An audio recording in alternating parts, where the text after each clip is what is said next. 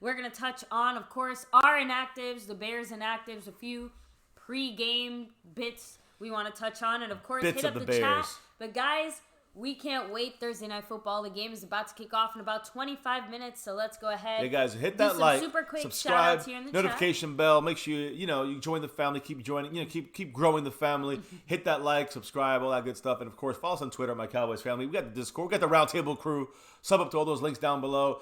And again, the jersey situation. By the way, the jersey situation. You see these jerseys? These are stitched Our quality. very own. Stitched quality, guys, all around here. Yes, Mike Moss special. South of Heaven 88. You get the Van Der Esch. Look at that, man. It's fantastic.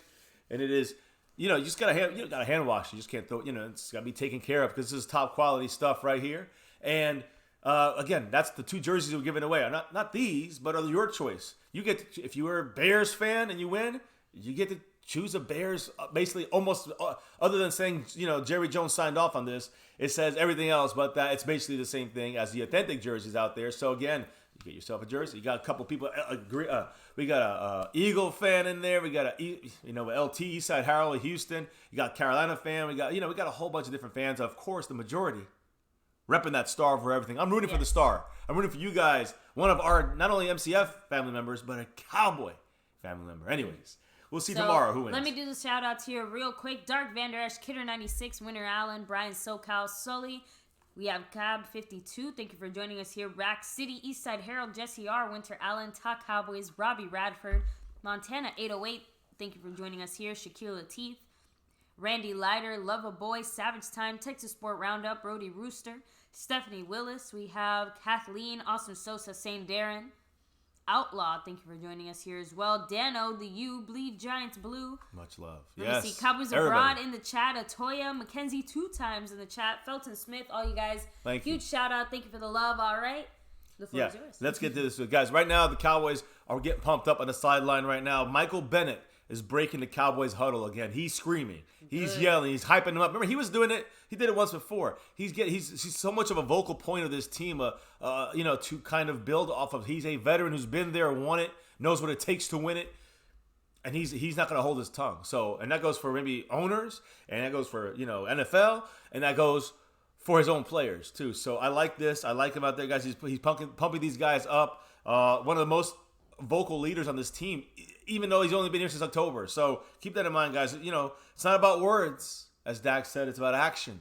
That's important, guys. Now, we're going to talk about a couple little factors I'm going to try to squeeze in throughout the night, but let's get right to the important things, which is like the inactives right now, guys. Who is going to be inactive for the Cowboys? For our Dallas Cowboys, who is not playing? Leighton Van Der Esch, unfortunately. Fiance is representing the jersey.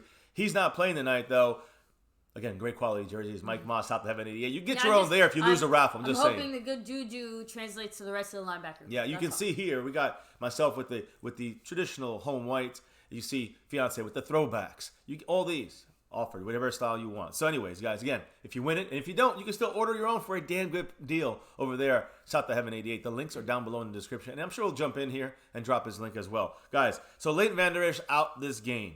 We already knew Antoine Woods was ruled out. We already knew Jeff Heath was ruled out. That's 3 down. Yeah, and we did talk about Antoine Woods and his arrest earlier today. If you want to check that video out, go ahead. I don't want to get into that. I thought it was yesterday morning. It was actually I think it was Tuesday. It was Tuesday morning. I think it was. Yes, or Tuesday. Tuesday night.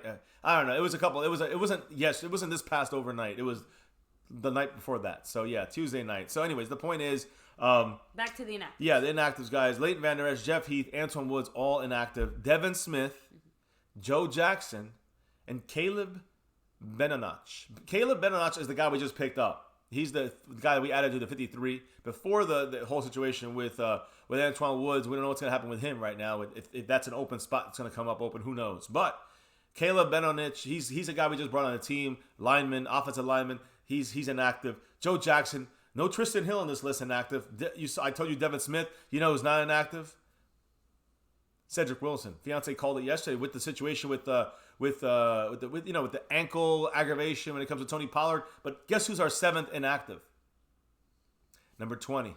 Mackenzie dropped the $20 Pollard earlier. Unfortunately, it wasn't enough. Tony Pollard is inactive for this game, so he's not. It's going to be Zeke back there full load and a little bit of Olawale blocking, I guess, for him once in a while. It's all Zeke this game on the ground as the running back. We have no other running backs. That's it. So, again, Leighton Van Der Esch, I know Jeff Olawale Heath. doesn't run the ball. I'm just saying that if there's ever a time for him to run it at least once, it might be in this game. Yeah, but he's not gonna. He's gonna get a No, yard Cedric gain. Wilson gonna do it. Tavon, Randall Cobb. Well, that's the thing. Cedric Wilson comes in because of no Pollard being there. That adds his potential to not only play on the offensive side of the ball, which probably be less, is more about returns and making sure he is a return guy. He can return the kick. So again, guys. All these 7 players, Leighton Van Der Esch, Jeff Heath, Antoine Woods, we knew those 3 were coming. Devin Smith, Joe Jackson, Caleb Benonich, that makes sense. But the one that's a surprise, the one we were hoping we wouldn't see inactive today is unfortunately Tony Pollard. So he is out for this game, unfortunately. Now the Bears have some inactives. We got to talk about them, guys, because Taylor Gabriel, a big, we knew these guys were already going to be out for this game. With Taylor Gabriel with the concussion out. Ben Broniker, their starting tight end, that's really their third string tight end. He's out for this game. Bobby Massey, the right tackle, as we said, is out for this game. Cornelius, Lewis is taking over that right side. Danny Trevathan with the elbow injury, he's out for this game. That's 4 guys. Eric Salbe. He was just picked up, newly signed tight end. So again, they're just trying to. It's only got so many right now, and they're all a bunch of 3rd, 4th, and 5th stringers. This is a 6th stringer. They shoved into the inactive list. Healthy scratch. Corey Levin. So he's also a backup lineman. Again, Akeem Hicks, he's not one of the inactive. He's just not on the active roster. They got a spot saved for him. So he's on the roster, but he can't be inactive because he's still officially on their short-term IR. So Akeem Hicks, although might see him on the field, like in street clothes, he cannot obviously be playing this game. His first active game will be next week against the Packers. But the last name on this list who was doubtful with the hamstring was Prince Amakamura, defensive back, corner safety, can do both. And part of their good defensive backfield that they have there, now taking a hit with no Prince Amakamura. He was doubtful. We had our stream yesterday without him. We assumed this. So, again, no real surprises with the Bears. But, again, just something we have to, kind of bring out there and just quickly run over here before this game starts. Yeah, before the game starts. And, again, it is unfortunate as far as the Antoine Woods thing. Yeah. But, like I said in the chat, regardless of how much marijuana should be decriminalized or thought of differently, point blank, it is against the NFL rules. Correct. If you're regardless of how we feel about it on a personal level or how realistically much of a not a 100%, big deal it is throughout the entire United States of America. Recreationally, medically, doesn't matter. Even though we agree with no pills, we agree with medical marijuana. And even knowing that a large majority of players do it anyway during their off does time, not excuse it. It still doesn't excuse it, and unfortunately, you can't get mad if you do something that's clearly against the rules. If you're in California, where it's recreational and medicinal, if your job does not allow it, you cannot do it medically or recreationally. They can test you for it, and that's their specific. That job's. If you don't like that job, you go another job. So that's the way it works, and that's the same thing for the NFL. It's just so we understand, we all on the same page that it should be medically allowed over pills. I get that. I agree with you. It should be legalized recreationally. I get that. I agree with you. It will be one day, hopefully. At least it shouldn't be classed where it is. Exactly. All that stuff is 100%. 100%. But even if it becomes off the list and becomes recreational, it doesn't mean NFL is going to allow it. They probably will. I'm just saying they could still test for it if they want to as an employer. So, again, in the end, it's Antoine Woods' fault. It's not Jason Garrett. It's not Jerry Jones. It's not the NFL. It's the rules of the way that the NFL, their employer, runs it. But again, I want to make sure I say one other thing. It's the mindset of Jerry Jones. It's the mindset of Jason Garrett that allows this kind of behavior to be acceptable. In the sense of this happens. I'm not saying it's on them, but they've come to it, allowed the culture in Dallas. We heard Charles Haley a couple of years ago saying, what's going on here in Dallas? What's going on? So, yeah, Jerry Jones gives them so much luxury, it's almost taken for granted. From players 1 to 93 when they start off, players 1 to 90 when they start off the training camp, and the coaches, from the head coach to the water boy. They all have a relaxed attitude. So all this stuff is like, the next guy up. And that's the kind of shit that hurts the Cowboys. You don't see this with Jimmy Johnson. Even they were doing their coke and their prostitutes, all that shit.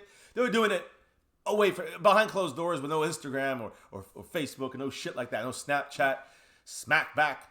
Fuck that. I'm just saying, nowadays you got to be careful. And if they're not, you're gonna get called out for it. There's no excuse. Antoine Woods, again, like Anthony Brown, like Tyrone Crawford.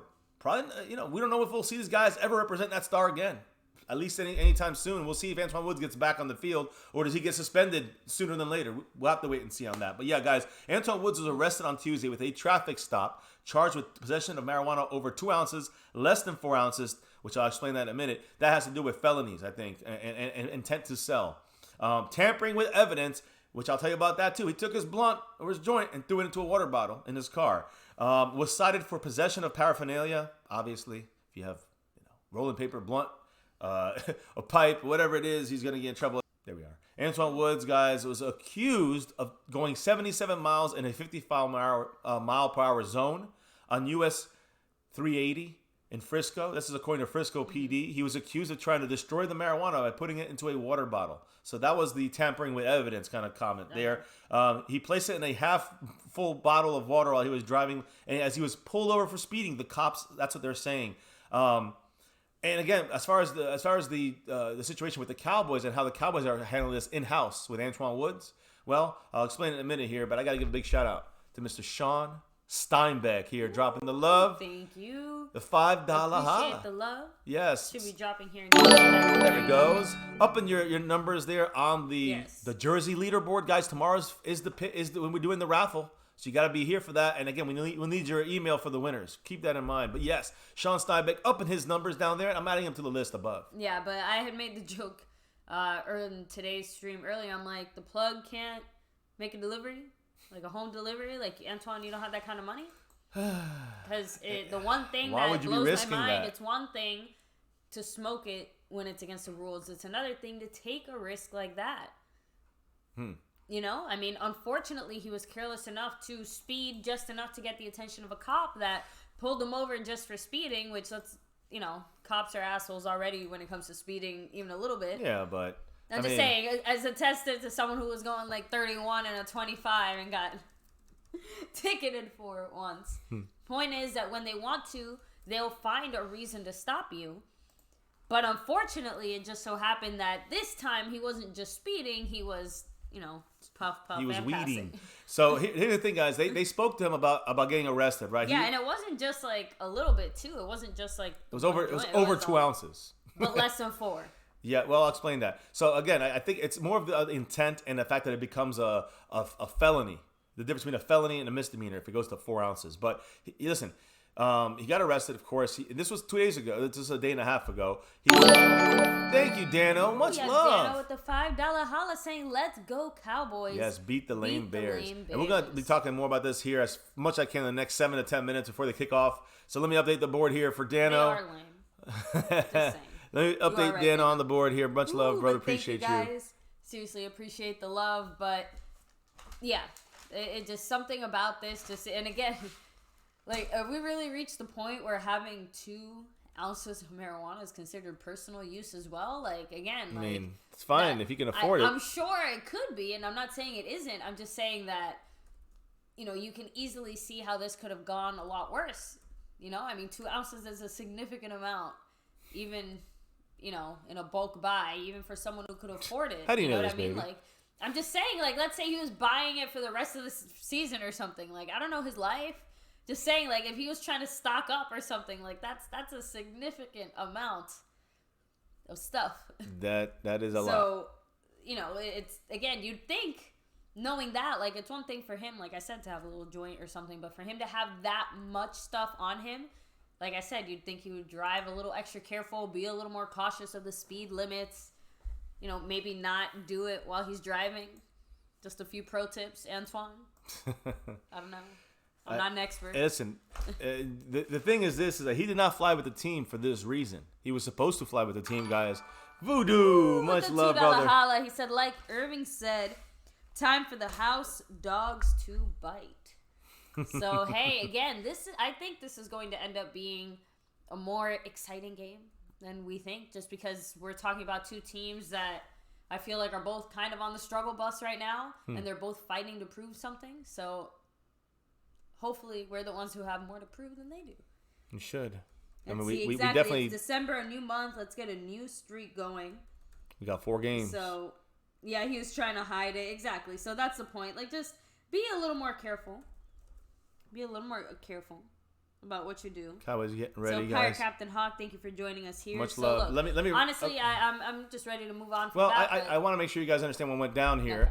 and I'm sorry, we're gonna skip the chat for a minute here. I'm gonna refill my water then while you do that. All right, so guys, he got arrested again. He wasn't playing tonight because of the knee injury for Antoine Woods. We knew that he was inactive anyways. But Jerry Jones and Jason Garrett are going to address it probably either before the game tonight, probably before or after the game, I guess, or tomorrow when the team is back in Dallas Fort Worth.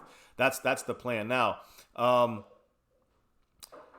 I'm trying to see if there's any other stuff related to him. I know there's a couple important things I wanted to mention about this game here, about Dak and a couple other guys here. Oh yeah, Antoine Woods, guys. Some people are saying this is the word now that I'm hearing other reports saying that Antoine Woods was pulled over for not using his turn signal. And then all this happened. I don't know. It's just two different sources. And it seems the police are saying their side of things. I don't know what the overall answers are. But and guys, I do think there is definitely a big difference between being caught speeding and not using a turn signal. Right. Yeah. And also, again, this is confirmation here. Jason Garrett met with Antoine Woods after his arrest on Tuesday and informed him he would not be making the trip to Chicago. That's why they kind of punished him a little bit there. And he would have traveled with the team prior to the incident, even though he's not going to play because of the MCL injury. I just wanted to clarify that. Guys, tonight's game, this game tonight, you want to watch here, it's going to kick off any minute. Zeke needs 10 yards to get to 1,000. Amari Cooper needs 29 yards to get to 1,000. So Dak Prescott needs 212 yards in the air to get to 4,000 passing, guys. All this could happen tonight. And I'm telling you this, if it does happen, this should be a W. There's no excuses I was here. going to say, those feel like significant stats. I mean, and it's not big jumps. 20 yards, No. 10 yards, 200 yards passing. Much love to Jesse R. $2 holla. He said, I'm dropping a Tupac. Tupac. Jesse Thank you so much. Jumps up on the board this week, ups himself for the jersey opportunities. We'll do that at the end of the stream, or after the stream, I guess you'd say. Let me add you to the list now, brother. Appreciate you. Yes. First off, fuck the Bears and the... Okay, I'm going to stop there. But the point is, down with the Bears. Yes to the Tupac. Unfortunately, we get the ball first. Kickoff is underway, guys. Again, I just think of this as Jason Garrett's philosophy biting him in the ass. Remember that year Jesse. he decided to go for it every single time? This is like go for it. That you mean karma. Give the ball? Yeah, get the ball first. Yeah. Well, this one looks like the Bears won the coin toss. Now, it's about the win now. Kids will be jumping in shortly, guys. Here we go. It's kickoff time. You ready for some football? Let's do it, guys. I'm going to fix the bottom of the screen here. Make sure we got the first quarter. It's off. Woo! Go Cowboys. Let's go, guys. Do or die. In the end zone, letting it bounce. It's Cedric Wilson back there. Cedric Wilson Jr. as our return guy, not Tavon Austin. Interesting. So, anyways, first quarter. Maybe not risking him. They need him to. They need a receiver. Right? Who's more important at this point? Special teams is already not doing jack. Well, that's exactly why I told you we need to have good special teams tonight. We have to have good special teams tonight. We just can't have any mistakes on special teams. That too. Just, like I said, at this point, I'll just take basic, average play. Like, I don't need them to do anything. As long as we even out, we need to even things out, guys. Cordell Patterson, he's going to be effective out there. We got to be aware. Now here we go, guys. We're running in motion with Cobb, looking like a run here. We do run to the left side. Zeke getting 3-4 yards, just like that, 4 yards on the pop. So that's what we need right there. And again, here's what I'm trying to say. I'm not saying you got to be creative in the running game. I've been screaming this all year, and Kellen Moore has done it. It's just maybe his timing of doing it. But got to be creative with the run. But if it's working, you keep running. Sometimes you run right up the gut like the Garrett style. Sometimes you run a little more creative. Either way, you run, but you find different ways of running if it's working for you. This is a crisp, clear night, guys. You can't ask for better weather in December in Chicago. Trust me, 40 degrees and not much wind. I agree. It could have been a lot worse. Cooper in motion. PC 76. It's a run up the gut. It was a little wobble there with the ball, I will say. Zeke's trying to get the extra yard to try and knock that ball out. He got a good 3 yards there, so it's third and... Yeah, he really fought for those. Yeah, look, 3rd and 2 right now, guys. So, again, Kyle Fuller, number 23 on the Bears, he's going to be a guy that, we got to watch, especially in the passing game. He's good down both running and pass. It is third. I should have known the Cowboy yard. It's 3rd and 3 exactly. We're spreading everything out, guys. It's Dak by himself in the backfield. Everybody's spread out. We got trips left and 2 on the right. I'm sorry, trips right, 2 on the left. And it's just 4 on 4, 4 on 5. We got easy opening there. Hold on to the ball.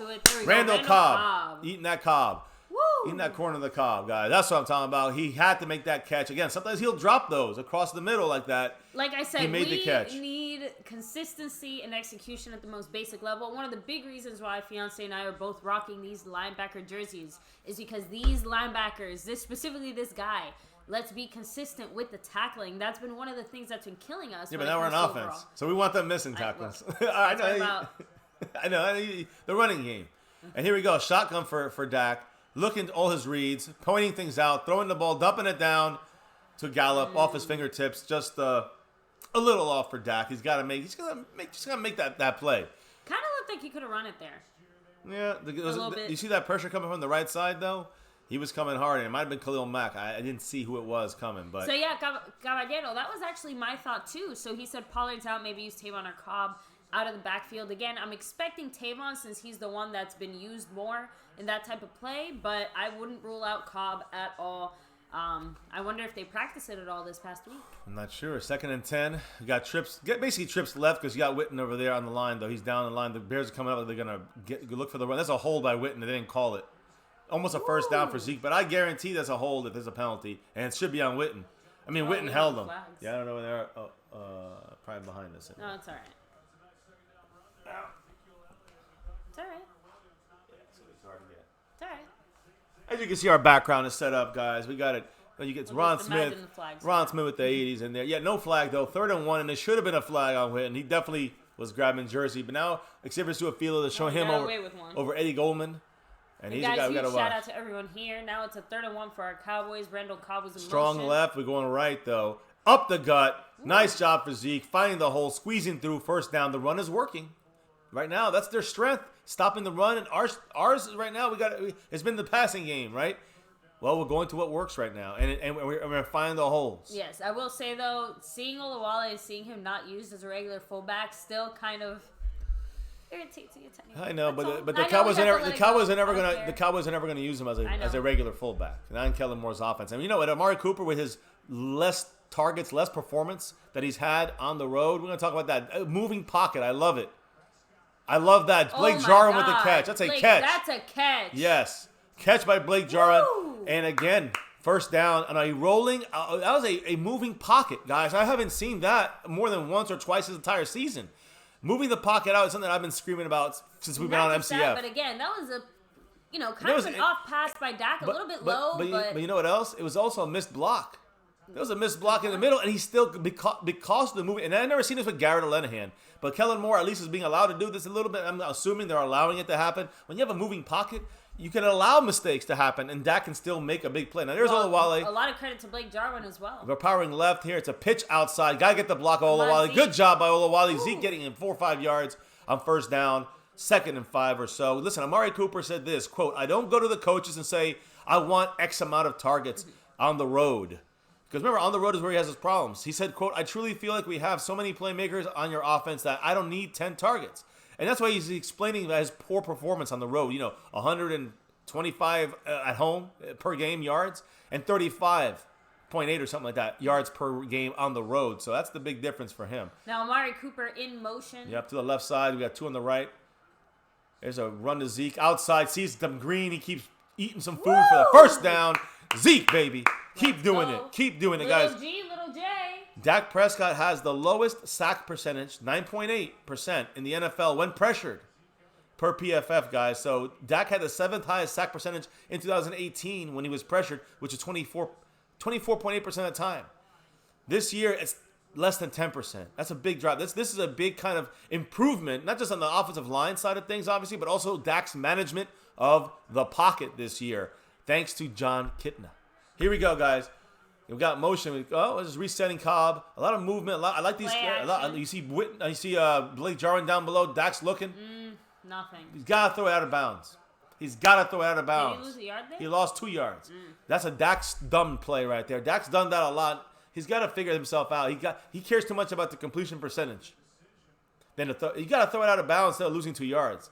It's a schmuck move right there by Dak. Just saying. Well, I think he was trying to, at that point, see if he could run it or if someone was still going to open up. I mean, it's hard to tell without looking at the rest of the field. As you see, you're watching here right now. This is definitely worth watching. It's where number 52 is on the field, guys. Right now, he's switching sides. And Jarwin both. They just switched sides, so now they have Khalil Mack going up against L. Collins on the right side. 2nd and 11. Got Zeke in motion going left to right. right to left, throwing it Oh. Gallup on a very sloppy looking play. I'm gonna be real with that. Very sloppy right there. But we have A little. Hi. It's little G in the house with the big eyes. Oh, you sure it's gonna work? There you go. You got it. We got to make room because little J is on her way. Get that? So, anyways, here we go, guys. It is currently now 30-11. Could have been 30-10 if Dak would have thrown the ball out of bounds. Oh, hey, at least they didn't give us a Cowboy yard there. So yeah, we got Cooper in motion. It looks like from left to right. Dak snaps in a shotgun. They're blitzing. It's a late blitz. He's going over the top, wide open. Blake Jarwin with a catch. Jarwin again. First down. Jarwinning. What did you want to see more of? Down. What did you want to see more of?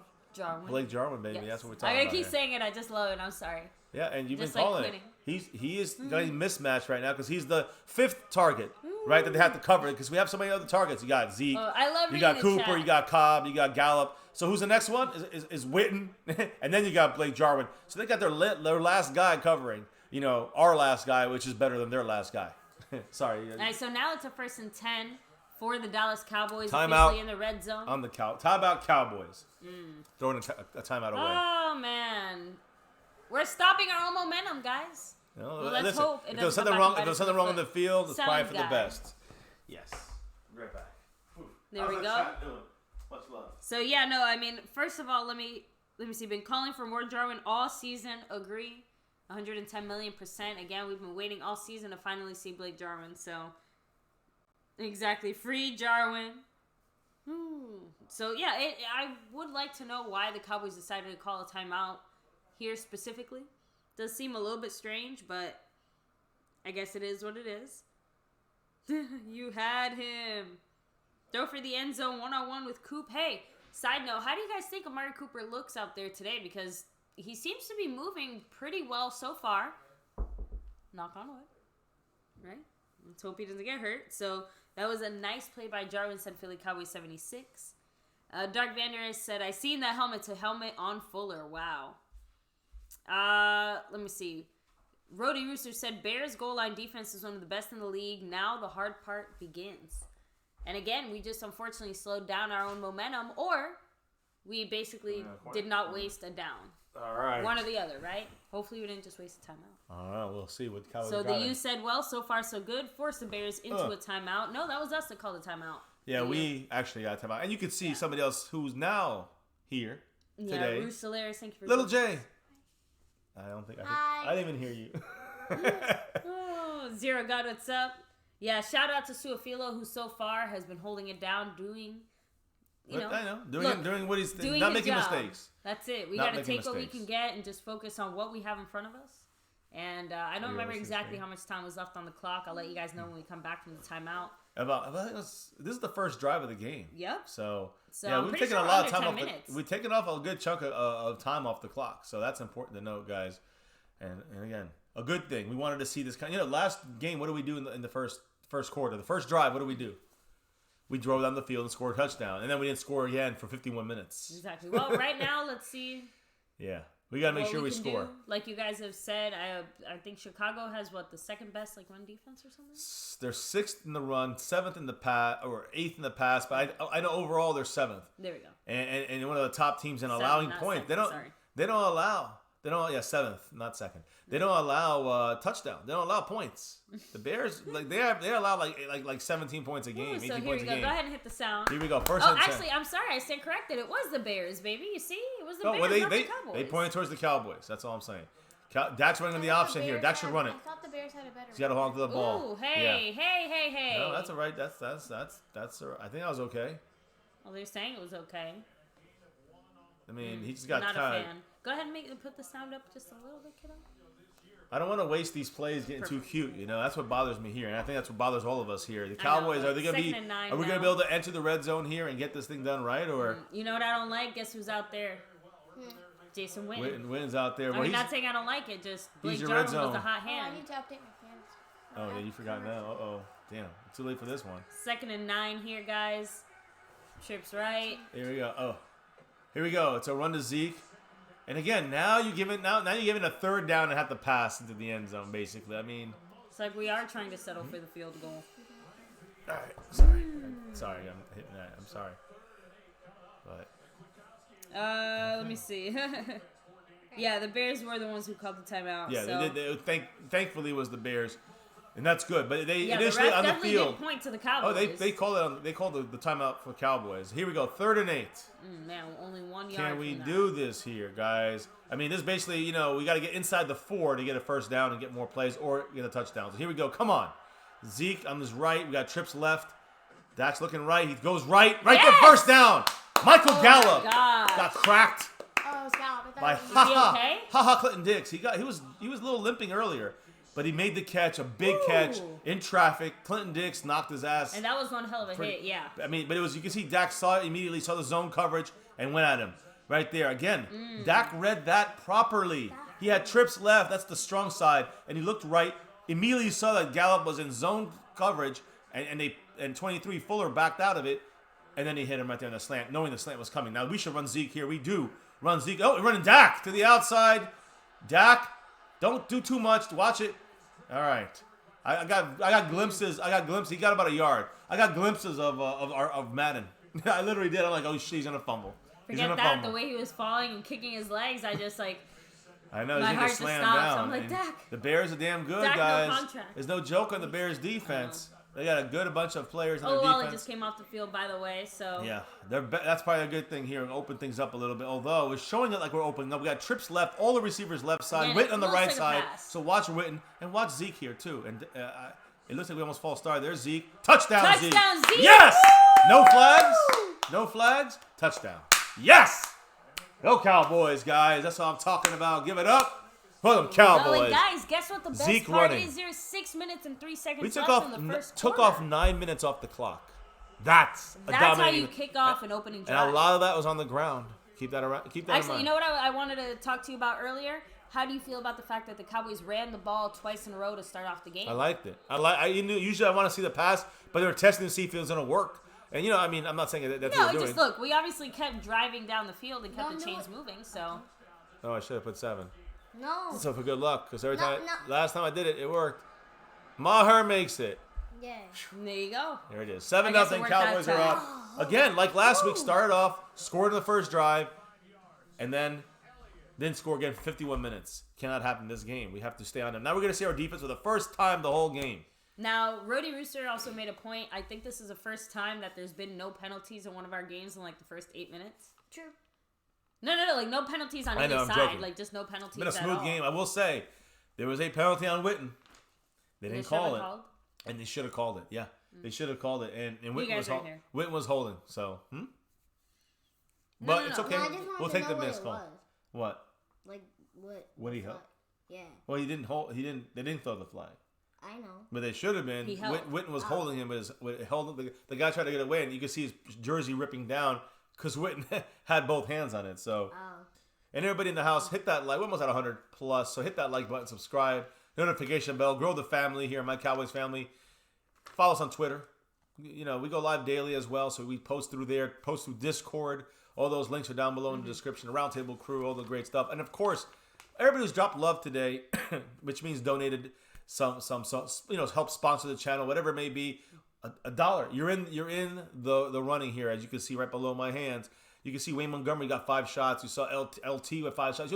You saw Anthony Lavelle with 8 shots. That's how many times your name is entered into the raffle, depending on how much you've donated. So again, it's just a fun thing we're doing, giving away 2 jerseys of your choice. And again, per person, it'll be 1 person, and after they win, they can't win again. And then another jersey to somebody else right here, My Cowboys Family, to the 40 plus people that have entered the contest. So I appreciate you guys. That list will be closed off tonight, and I will update that list to make sure everybody knows where they stand as far as chances. And last chance to donate at the end of this stream. Once it's over, the dream is over. Tomorrow we'll be doing the raffle on Fan Friday. Just wonder, big ups, South to Heaven 88, sub up to him and get those jerseys. If you don't win it, still get it from him. You can see we're wearing them.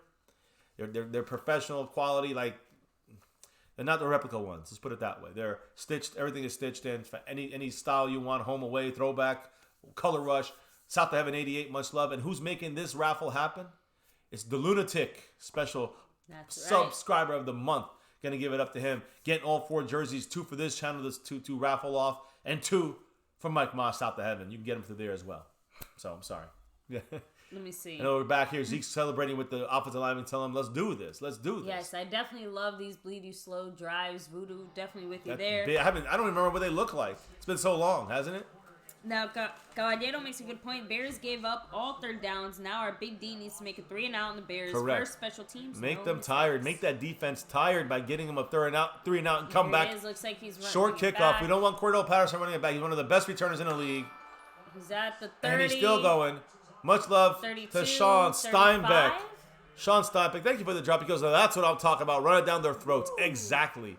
That's our way of playing. But the thing is, if they're stopping it, you just can't stubbornly run it or run it without being creative. So, but they can't stop it. Let's keep running. One thing I will say from that past drive, we saw Zeke run it literally every which way. He ran it on the outside. They did a pitch play. This is the first time we've used every iteration of a run that you could possibly think of with Zeke, including really early on.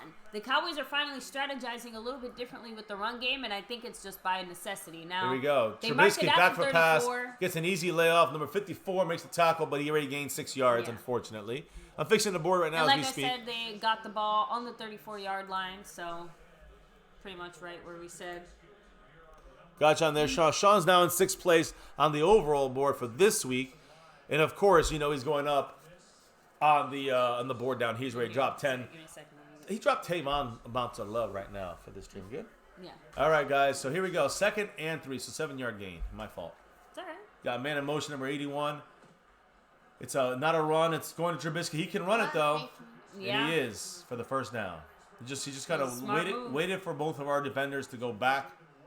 And coverage, ran it in. Just needed to run for 3 or 4 yards, got 4 yards, 5 yards. Tank was there. He outran Tank. Now listen, as I said, he is athletic. He hasn't used it too much. I think he's run like 10 times the whole year for 80 yards. So he's averaging 10 yards a run or so, but look, I think the bigger thing is a little the fact less, that 8 yards a run. Our defense. No, our defense is already going to start with the deficit because special teams already shortens the field for them. So. They have to Backs do their against the wall. High snap, but this harder. time the Cowboys missed 3 tackles, and he's still going. Tariq Cohen. I think Tank Gotta finally be got stopped. him. Yeah, Tank got him. But I saw initial. Jordan Lewis miss it. I saw a couple guys miss there. Tank got the final one there. They're quick huddling. Looks like the Cowboys doing the spoon feeding thing here, which means whatever it was, same play. I don't know. But the Bears are back, 2nd and 8. Now they're resetting. They just wanted to hurry up, force us to keep our personnel in the game. You guys feel me here? Again, the same way that they try to use that timeout to get us off our game. Right. Well, we're assuming I'm right just saying, here. like they're trying to. They're snapping the ball. Control the time. There's just zone right. They just beat our zone easily, and their tight end who's like. Oh no! I think one of our guys is hurt because we ran. This guy. We talked about this guy yesterday. He scored a touchdown on us. Holtz. I'm just saying. Man, it's just like we can't let these tight ends beat us in zone coverage. So not aggressive, and nobody's getting home. I heard Chris Richard's Cheeto getting burned again. Is Cheeto hurt? I don't know. I think Cheeto's hurt. At this point, we're going to see C.J. Goodwin and James Jones. Well, I hope not. I'm assuming he's fine since I didn't see anything. I see our third linebacker in the game, though, Joe Thomas. And there's the guy at the outside. Good job there. Darian Thompson, actually a good job by containing his lane. He kind of over-pursued inside to the left, and he had to go back to the right side to force David Montgomery, number 32, who's the rookie running back. He got a season high or second best game last week. You got to watch him too outside of Tariq Cohen. But again, they forced him back to the inside. Darian Thompson, number 23 in our team, forced them back inside to the teeth of the defense, and they made the play inside. Big stop there, nice play there. But they're already on our 32-yard line. They're looking at they want to score. Yeah. So. Mike Weber, Bo Scarborough. Play nice action there. There's Dorrance Armstrong. Could not get him. No. Trubisky gets the first down and more. And we're just getting our asses handed to us. Trubisky's, like I said, yes, that scares me because he hasn't run that much, but you got to be careful because he has running ability. And, of course, just like Driscoll did, Jeff Driscoll from the Lions, just like some of these other guys did to us. I'm sure that the Bears... Sean Lee literally looked away. He looked down the field and looked away from the quarterback. I don't understand that from Sean Lee there, which took him 5 yards out of the play. He's just having it's the end of his career. He had like 2 good games, 2 minutes and 18 seconds, and they're just driving it down our defensive throats. Which again, this way good. The good stats don't mean crap. Here's a quick pitch to Tariq Cohen. They got to get outside. Got to stop him. There you go. Good job by Byron Jones, holding the lane. Well read. People don't understand that that's so important what he's doing. If he goes inside, Tariq Cohen goes outside for a touchdown. So you got to keep him. You got to keep him there, force him either out of bounds with you, or force him back to the defense and trust that they have the ability to stop his ass. You saw Jalen Smith coming down the line. You saw the defensive players coming down the line. It's all about pursuit and making sure you stay your lanes at the same time. Forward progress. 2nd and 7, minute 49 and ticking. Allen Robinson, number 12, is showing on the screen. You got to watch him. Byron Jones will be on him a lot. Jordan Lewis as well when he's doing the slot Play right there. action. There's a play action. Get up in him. Sean Lee took 2 days. Interception. Jordan Lewis out of bounds on 1 foot. 1 foot in for Jordan Lewis. I got to say, I didn't think it was in. Finally, they get their hands on the ball and make a tough catch. And out of bounds. But you know what? Wait. Let's see. Catch. What's one and the next one misses unless he taps it. Oh! That's it. Review it, Cal. Yes, he is. Garrett reviewed it. That's an interception. Please, oh my gosh. One on the 2-yard line, but it's an interception. Wow, Jordan Lewis with an amazing play. Look a at playmaker. He Oh my has God. possession. One. 1, 2. That's a toe tap. That's a tap right there. Jordan Lewis. I mean, I know we have to go 99 yards, but it's worth literally it. 99 yards. With It's 99, okay. we're They at, don't have the ball. we have the ball on the 1-inch It's line. worth it to take the ball away from them. The 1-inch line. That means I if we know. lose a yard, we're losing points. Actually, now I'm kind of... I mean, the thing is, we're taking points away from them no matter what because they're in field goal range. Right, They're in our red zone. But if we allow safety, and then they get the ball back after safety, keep that in mind. True. We got Zeke. We got this O-line. We have all these weapons. We can't get a few yards out of Here's what you there. do. First down, quarterback dive. You dive for a yard. You get yourself some breathing room.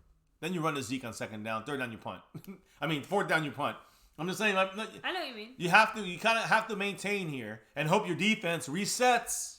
They can reset when after the punt occurs. Of course, we go 99.9 yards. I know, it's just like, that'd be a backbreaker for Chicago damn Bears. it, we can't even enjoy our interceptions.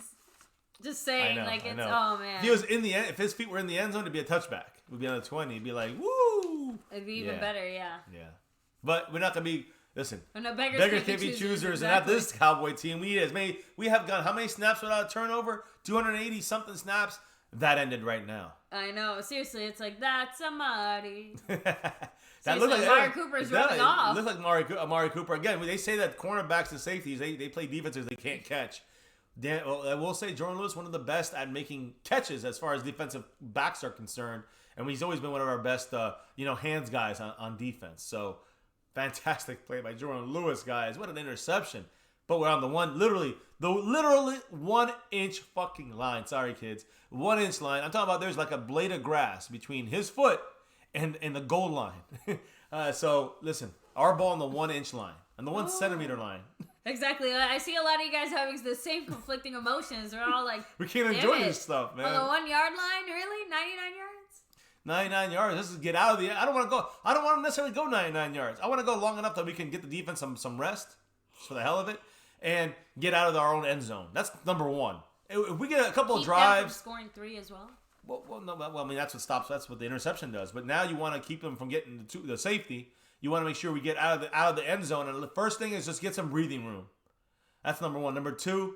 That's number one. You cannot go backwards, obviously, but you gotta go forward, even if it's a half a yard, even if it's a yard. Just fall forward, Dak, and then you run with Zeke, and then you see where we're at. 3rd down and 7, 3rd down and 6, 3rd down and 4. There's a pylon camera. There's a foot. Oh my! Look at the. That's a touchback. It hit the grass. Isn't that so? That should be a touchback on a 20. Put the volume up, kiddo. I missed it though. Wait, where we're getting the ball. But I'm sure we'll see it in a minute. First takeaway, turnover, interception, fumble, whatever, and 263 opponent snaps. What a play by Jordan Lewis, guys. Got to give it up to him. Again, playmaker for sure on this team. Yeah, and Jason Garrett was even saying touchback. That's a touchback, and no. It's not, guys. They put us on the 1 1 yard line. 99 wonderful yards. Well, or just get out of the end zone. We should just run Dak forward into this, but no. It looks like we're on to Zeke. We're trying to get him off sides. We are going to run to Zeke, and everyone knows it. We got 1 yard. I feel that. I feel that fear. Trust me. You should hear little Jay. She's like, oh. What a play by Bubba. Again, he was covering who on this play here? Number 17. And he just snatched that right out of the air. Bad pass by Trubisky. And again, he was covering Anthony Miller, but was reading the quarterback. If he had thrown it in the end zone to Miller, it would have been a knockdown or interception by Lewis. He was in good position either way. But his eyes turned around, watched the quarterback. Something Chidobe Awuzie can't do. On our 2-yard line, we're going to snap the ball here. Tight formation here. Going to pass. Dumps it out to Witten for our 4 yards. All right, good. Now we have a lot more. Now it's a manageable 3rd down and 4. Something like that. So. Let's see. Yeah, a lot of you guys are saying that should have been a touchback, but. Yeah, because the right of his cleat was touching the white painted grass. So Randy Leiter said, better take it down the field. Our defense can't tackle Trubisky. The more time off the clock, the better. It's 3rd and 5. Here we go. We have an open backfield. This is a Kellen Moore style thing here, guys. You got Witten on the line and everybody else 2 and 2 on each side. There's no blitz, 4-man rush. Oh, no! What a stupid pass by Dak Prescott. Dak cannot make dumb passes like that. There's been a lot of danger near. Why would he do that? Again, Michael Gallup this game. We literally saw Kyle Fuller, number 23, make the interception in our stream yesterday. That exact same effing play. That's why I say our simulations are not going to dictate what happens, but you'll see a glimpse of a play here and there that you saw last night, and you saw in the simulation. Now we got a punt out of their own end zone. Chris Jones, the puntisher, is up to punt. And no mistakes. You know what happened against the goddamn Patriots? Got to get this ball out of the end zone. Our special teams, they got Tyreek Cohen back there, I think, to return it. They're saying clear it out. It's outside. What are you doing, 29? CJ Goodwin. You got to let it bounce farther back. What's Keith O'Neal with his damn freaking. I mean, that's the kind of. Teams. Yeah, you got to let it bounce once, especially if it's bouncing backwards. That wasn't bouncing forward. That's why every other Cowboy backed away from the ball. They want to see where it's going to hit. It goes forward, you stop it from going forward, you catch it there. If it bounces backwards, you let it fucking roll. Yes, that's a stupid. And again, this is the coaching. How do the players not know this? It's week 14 already. They don't know this? I know this? The kids know this? Come on, man. Our special teams are very special. It's freaking yellow bus. And short yellow bus special. Already the end of the first quarter here in just a second. Yeah, 17 seconds. 17 seconds. Punt harder, Jones, said Dark Vander Esch. You didn't even get it down Yes. to the middle. See, I knew that, I just forgot. I know. Yeah, it looks like Roquan Smith was not in there. Yeah, well, 58 was taken out. 58 room, was taken out. Was that Roquan Smith, 58? Yeah. Okay, so went he's to the out. locker room. Here's a little run up the gut here. Montgomery. Cowboys cannot stop him. So the first guy, second guy stopped them. So many people. At least give me a fumble. Here comes the second For quarter, one guys. person, it takes like 5 people. Hey, usually that's the deal with Zeke, but this game here, Apparently guys, that's the deal with anyone who plays take your against us. Take your first quarter break. First quarter break. Now we're going to second quarter, guys, Yes, as we guys, resettle again, ourselves shout here. out to everyone I want to hear from the chat, and yes, baby, go ahead, hit the chat up. Yeah. I will be here taking myself. You guys take a break for a second.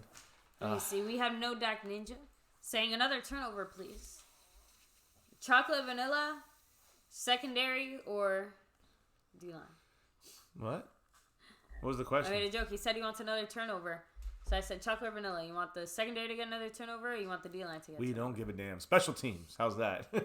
But we need it because the They coaching threw ain't doing too it. much, said Fanny JP. Who? What was that? They threw too much. We're getting a little, again. This is Kellen Moore. You got to take the good Honestly, and bad. I know, here. but at that position, you kind of had no choice.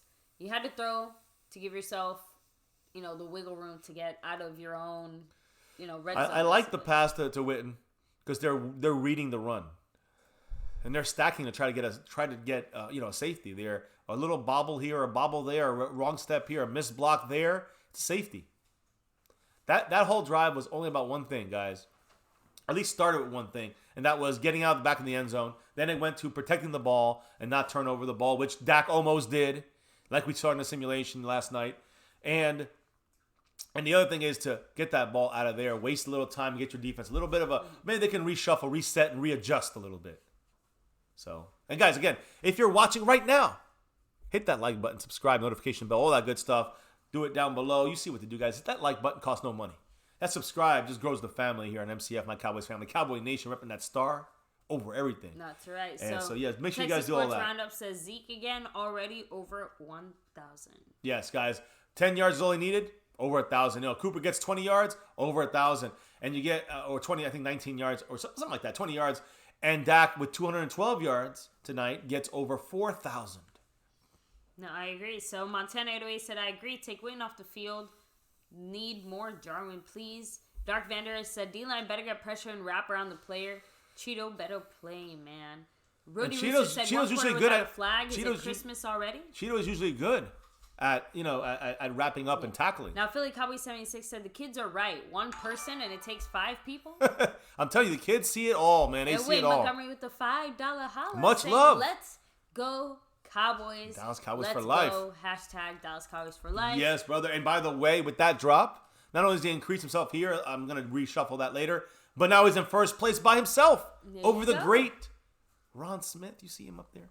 Yes. So Wayne Montgomery all by himself in first place. Wayne. Much love, brother. Kicking We're back off on. The second quarter here. 2nd and 4 for the Bears. Looks like trips left. Although they do have The their Bears running have back trips next left. to them. Yep, they're looking left. It's a pass. Oh, he's going to get sacked. Come on. Get him. Yes. Who was Good it? job. Is that Who is that? Safety I blitz? can't tell. Darren Thompson? Darren Thompson, baby. With the 2nd sack of his career. Yes, that was just last week was his first one, right? That's right. Let me see. On the Great blitz. play Yep. there. And he snuck around guys. Look at The that. Cowboys. You know who's right behind that him, was though? Robert Quinn. that was a coverage sack as well. Keep that in So mind. 3rd and 9 now for Big the play, Bears. big play, Right guys. at midfield. Here we go. 3rd and 9. They're changing their play up now. They're Now it's they're trips little right. audible there. It looks like the same play they just played but flipped. Oh no. Is that Hit it, pressure. Yeah. It's on us. Penalty. Yeah. Oh, it's on us. Yeah, because Shit, we went over the line. Oh, we lasted one quarter. Encroachment or neutral zone. Oh, there's the penalty. He moved. Well, free play. Now they can redo it for half the yardage. This is Well, let's see depressing. what they.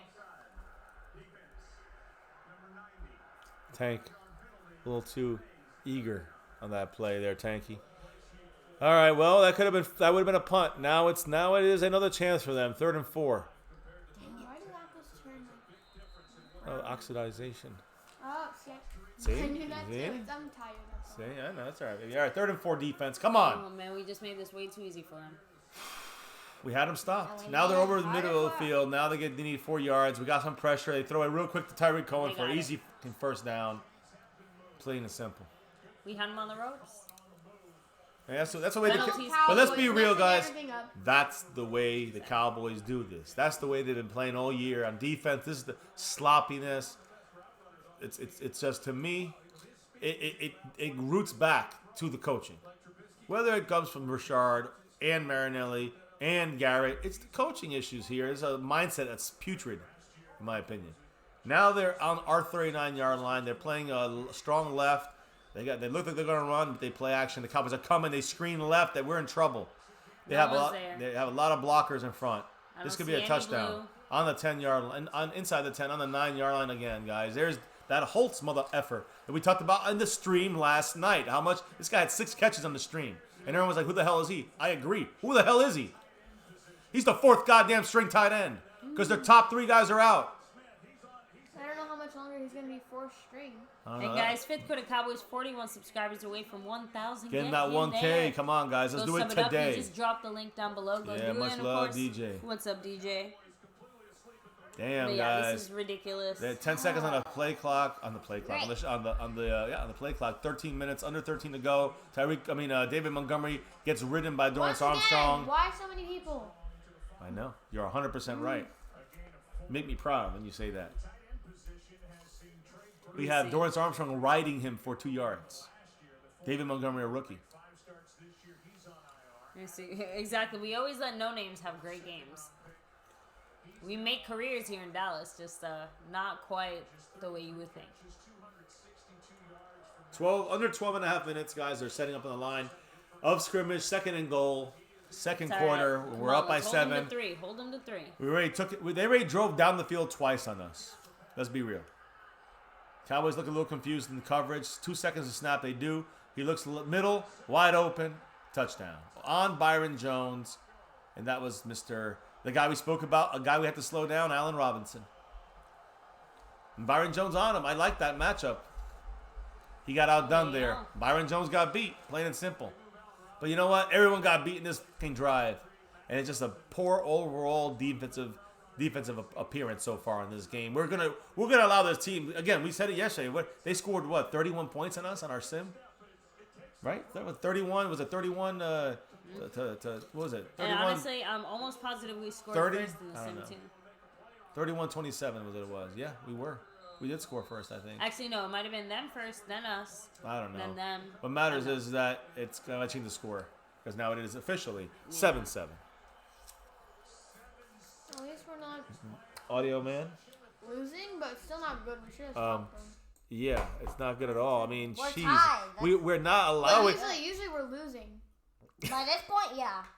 We'll let them do you guys should do some back and forth. You guys making good points. But as good as ours, if not better. We don't have answers for this goddamn team. And we do. No, you guys, none of us have answers. That's the catch here. Let me go text Jason Garrett. Please do. Yes. Text him. Let him My- know what's up. Sometimes I put emojis next to my contacts. I put a little carrot next to his.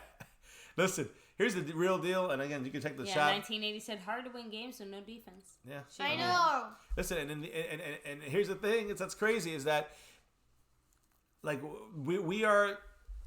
This should not. This is. Are we even that upset? Not really. This is expected now. This is the expectation. Really sad.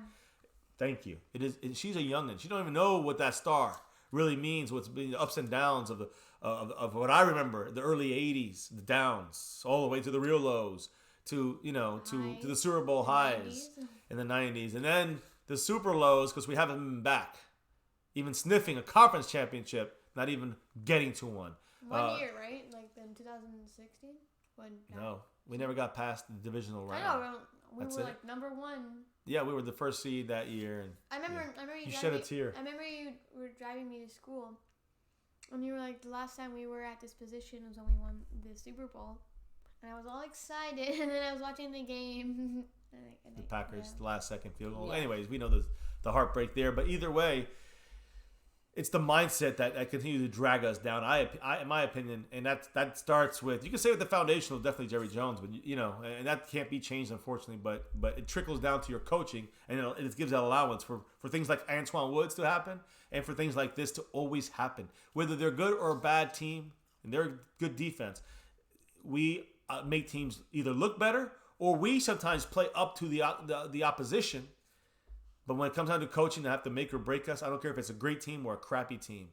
We usually lose when it comes down to coaching. When it comes down to the situational football that wins and loses games towards the ends of games, like New England, like Minnesota. I can keep going.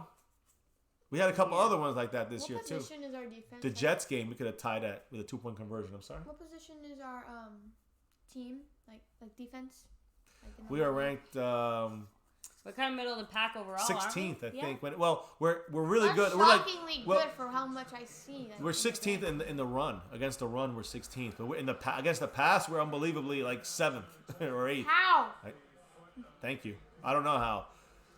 We just Especially Maybe the there's run. a The run few- should be like 30th because we can't. Listen, We maybe there's a take few, 4 guys few to Cowboy stop. fans in there manipulating that data. you finally. Who put a nickel in you? I like your aggressive nature here. Taking some. That. She's studying for a big play, guys. In a week, she's gonna be on stage. One of the stars of it. No, I said, look, the Very special proud of team's her. waving their arm like they know what they're doing. All right, guys. 1st and 10. Let's get it. It's a touchback. Zeke running to the outside, gets back, pushed inside, gets half a yard. Nothing. How many Let me people see. did it take to get him down? He just jumped and they all threw him to the ground. Man. No, he jumped on his Jason- own teammate, and then there was this one Bears player and just knocked him down. Yeah. Jerry Jones and Steven Jones, they don't look very happy. Listen, the Cowboys. How can Jerry Jones not look happy? He's so rich. Yeah. No, that's the problem. He's too relaxed most The of the time. problem is that He when you almost have that cried kind of 2 weeks money, ago. you want the Oh, things I that money feel can't buy. bad. Well, maybe we'll wake him up. Here's a good play there. I like that, but no one seems open. That was a horrible. No one's Bad open. No, pass. I like the design. It's just that the Bears were not fooled. good coverage in the Bears. You got to give him credit. That was a good design. A lot of different things going. We faked that we were going to trap inside with Zach Martin. He pulled and went left, which the pull play was going right the whole time, which doesn't hit Cobb. Or we had an underneath option as well, or Dak running. Every option was covered. Every option. So. You know how there's like a riddle, like how many people did it take to unscrew a light bulb or whatever it is? I feel like it's like how many people does it take to tackle when the running back? Well, right now we're on offense. 3rd and 9. Dak's throwing the ball here. I don't know. Looking down the field. Fight! Did he catch it? Damn it, Oh, Coop. man, It was that Cobb. no flag, It was, right? I get confused between Cobb. Gallup, I know, Cobb, they and look- Cooper. Well, the thing is Because of their that numbers, was it a looks so high similar. pass, and behind him, he put one mitt on it. I think he was one-handing it, going the opposite way. The ball was in the air behind him. It's a tough play for both Dak to throw and for Cobb to catch. That's a very tough play. But you know, if he uses the other hand, maybe he makes the goddamn catch. Yeah, I think so. David Lara on the board in the house. Ooh, What is the up? $5 holla. Pizza, hot wings, beer, and the Cowboys game. Go Cowboys! Thank you for donating. Thank you for the love. And again, we're putting up on the board for this week. Oh my goodness, almost blocked there. Putting on the board this week, and of course, come on, Tyreek. Damn it, got to stop. Special teams, got it. Back to midfield, guys. LP Letosaur is making the tackle down the field. Much love, David Lara. I'm gonna put you up on the board right now. And again, I'm not sure if you're on the board already for the jersey, but if you're not, you are. And if you aren't, if you already are on the board, then you're gonna be up a little higher up. So appreciate you as well, man. We'll be doing all that stuff later. Was that a $5 holla, or was that a Yeah, $5. $5 holla? All right, there it is. $5 holla. Come here, get your $5 holla. I'm trying to just So Roby keep the said good that was a bad feelings. punt. Chris Jones, I'm telling you, he should be cut too. Honestly, I'm being real now. Been saying this for a couple of years. He's the highest. He was one of the highest dead money guys we have on our team now. After the big losses of after Romo, after Dez, the next guy is Chris Jones. I think next year we get a little break with him and Tyrone Crawford. Heath's contract is up. These guys, Anthony Brown's contract is up. These guys aren't gonna be back. So David Lara, let me put you up on the Bizord. Let me see. K-Van said pay Dak $50 million a year for 15 years. His inaccuracy is so annoying. I know. Texas Boy said, let me see. Same outcome. It's never gonna change. Fire Garrett. I mean that we can get behind that. No denying that. There is no denying that. Let me see. Philly Cowboy 76 said I can't wait for a new staff next year. ERM Gaming said the thing about the. Oh, so there we go. Sorry, no, I already said that one. Rusolaire said no. Dak had to make it a jump ball with 4 defenders. Troy. Oh, okay, so you're gonna say back Troy, yeah. Yeah. Honestly, look, I love Troy Aikman as a former Dallas Cowboy player, but as a commentator announcer, I feel like he's purposely mean to the Cowboys. That's Cowboy 1980. What's up, man? What's up, 1980? DJ we Crown are J, definitely not gonna DCFN. get rid of Dak for a Cooper Rush. Roundtable crew. Yeah, that's not happening, guys. Don't start that silly talk. Dak's having some bad games, though. We got to be real. He's not having good games, that's for sure. And he's not improving his chances. To get to see people say, okay, now he's not. Because actually, I had something to say here about Dak. I think you guys would find interesting. Listen to this, guys. It's been said that the reason why Dak was really pissed is because the Cowboys started at a very low number when it came to the salary and getting his contract, guys. They said early in the process it was difficult because the Cowboys came in with like $25 million. That was what they lowballed him with, $25 million for his contract, and so he was pretty upset about that. And he's like, "We're not starting in the 20s," and that's where they came to a disagreement. Now we could agree or disagree, but the defense is having a big issue here, guys. A big issue here. I mean, the Bears are just running all over us, which, again, we are 16th in the NFL. Still, though. It's horrible. We're looking just disastrous out there. Let me see. Quinn, I'm telling you one thing. Quinn is a great pass rusher, but he should not be in on there for the run. He should not be in there for run plays. I'm telling you. He's never been a good. They're going to run a 72 again, Leno. That's Leno Jr. over there. I've been saying that's a good important matchup in the pass game. But in the run game, they might just pick on his side every single time. Again, right through Quinn. Right through Quinn. Xavier Woods is trying his best. We're just getting they're destroyed. right back where they were before. I'm not even surprised. It's just like, what do you expect when you're allowing these teams to constantly just pick on your weakness? Right? Look at that. I mean, Quinn is washed out of the play. And I'm just trying to say, I love Quinn, but against the run, we've said this since the day one when we picked him up. That you should put him in a second down situational pass situation. Definitely third down pass situation. You put Quinn in there. First downs, and they're running on us constantly through the left side. You got to stop. They got Quinn in there again. They're going to run towards Quinn. I wouldn't be surprised. Hey, there's Quinn making a play. He must be hearing me. Thank goodness. He heard me. Good. First good play on the ground he's done in 2 games. 3 games, actually, since New England. On the ground. Dak's dad. It looks like Dak's relative. Yeah, well, a lot of pressure's on Chris Richard because he hasn't been producing when it comes to the defensive backs, and I agree, pressure should be put on him. But I still think that Marinelli needs to have the biggest part of this pressure, even though he has, helped some defensive linemen. He's also failed on some defensive linemen, and it's up to his non-blitzing mindset and the Tampa 2 that it bases around that Richard has to play inside of. That should be incomplete. Nice coverage by Byron Jones. There should be no flag there. Good job by Byron Jones. It was a close one for sure. Let me see. No Dagnan just said forever 8-8 with Jerry Jones and the carrot. Maybe? Yeah. I'm just reading the chat. You're up in the chat. You just missed a big play there. Byron Jones. It's a great turn there, I will say. I mean, again, that was close to a flag. This is a 3rd and 10. We got to play aggressive. But you can see here we're not blitzing. So Trubisky knows we're not blitzing. At least we're not showing blitz. So they're going to, no, we're just easily giving away the play on our side. We're allowing almost a first down. It has to make the tackle. Can't make the tackle. First down. It's a face mask as well. Yeah, we don't have the flags today, so. They're going to tag it on. Hey, we'll get lucky. Troy Aikman said there's maybe a block in the back. We'll see. Wims blocking the back. Of course, they're screaming about it, so they're going to say no. Does that ever work for us? Usually not. They'll probably pick it up. But they're still mad. The Bears are mad, so it might not count. See. Good. I mean, Woods, it was all incidental. I didn't see really a big deal with Woods' situation there. I thought it was there where it happened. I thought it was Jordan Lewis. Yeah, no. Or Cheeto Beauuzier, who both can't fucking tackle. Let me see. This defense is awful, said James K. Awuzie is the one that grabbed it. Awuzie grabbed face mask right there. And I won't lie. That was a face mask miss right there. And they got a block in the back. At worst, it should have been offsetting penalties. Yeah, we got a break. For joining us. Thank you, Eastside. Yeah.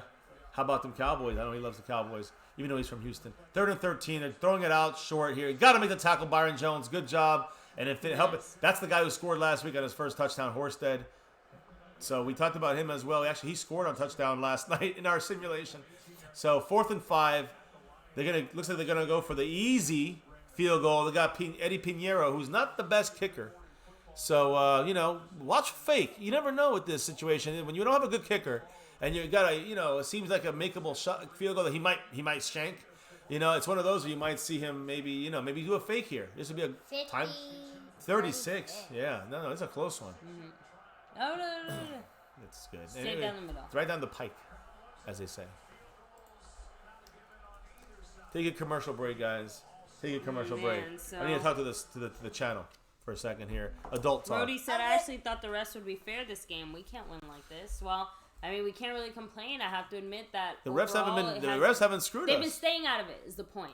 That's it. I mean, they screwed. If anything, they screwed them on that drive. We got a break. We got to be real about this, guys. We got a break on that drive. That's just plain and simple the way it is. Now,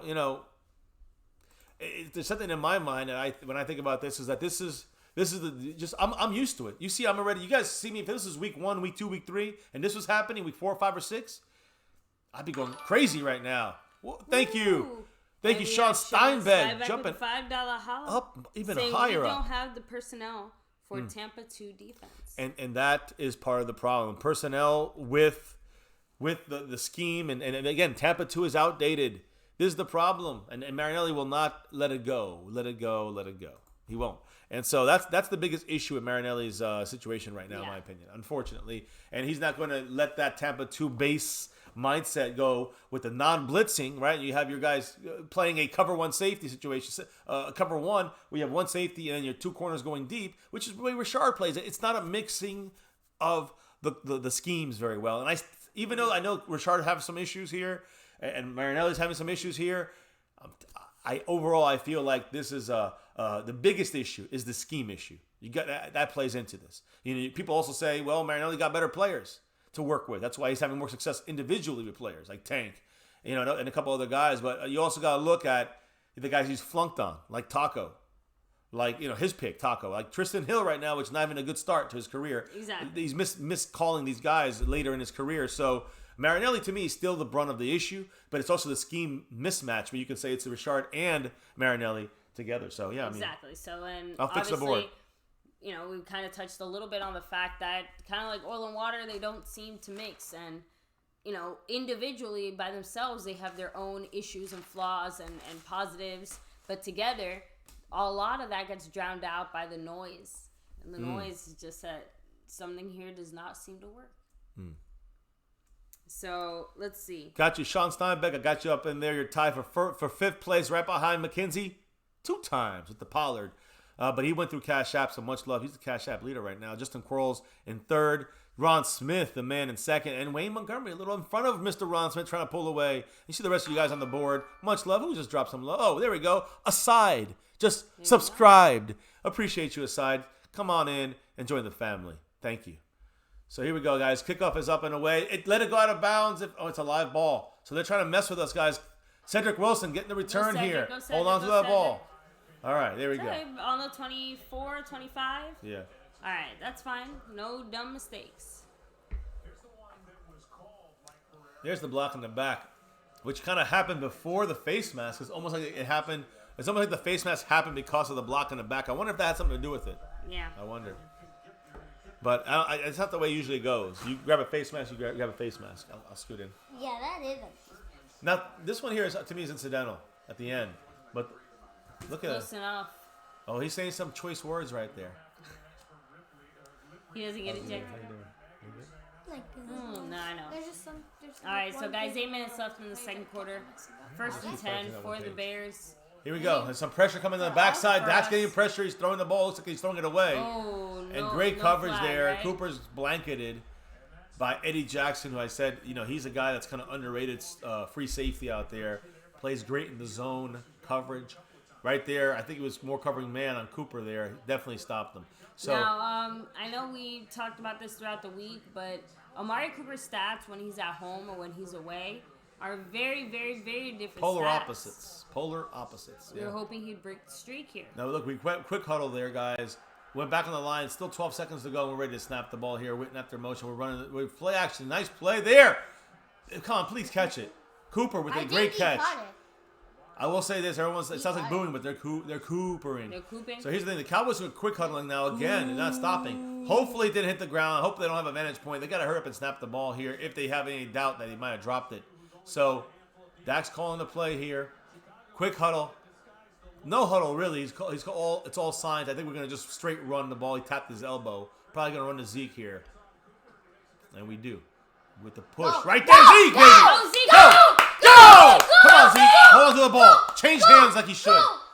There you go. Khalil Mack tried to give him a little shot. First big run he's had in a long time. He had one against. Yeah, there you go. He had one. Didn't he just have one? Yeah. For over 20 yards. I think it was actually last week. Possibly. Yeah, 30-yard gain. I think against maybe it was against the New England Patriots. I don't even know. That's what I said in my. This is longest one.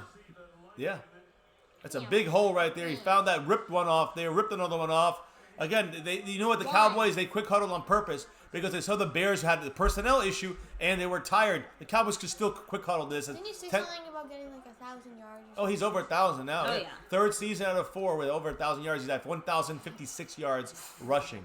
And we're going up the charts right now. There's another run to Zeke. We're trying to wear him down. Wear down the Bears. And the Bears, they got, that Nichols right there. You like the Bears? That's the 19th, that's the 100th year. That's their classic alternative right there. Look at Khalil Mack right there. They look like tigers. Did it hit Dak's helmet? I mean, the Dak's hand was cracked on the side of Khalil Mack's helmet. That's like happened to Drew Brees. Gotta watch for this, guys. That's not looks like not he's good. fine, though. Looks like we gotta see how he handles his ball. 2nd and 6 in motion with Cobb. We got 2 left, and we got Witten and Tavon on the right. Zeke's covering the play, changing it up. 2 seconds on the clock. Snaps the ball. Some runs to Zeke. Eats some more yards, about 2 yards. So, but here's the thing, guys. It's 3rd and 4. It's manageable. No excuses. That's it. 3rd and 4 is what you want to try to set yourself up for. Under 6 minutes, Dougie Fresh, you're on. And we're getting close to the end of this half, guys. Yep. Danger. We're down 10-7 in the second quarter, guys. And, this is a big play here. We're driving. We're on the Bears' 4-yard line. 3rd and 4. Come on, Cowboys. Let's go. That's it. Let's go. Now, let's do this. The emotion. We have what it looks like trips, right?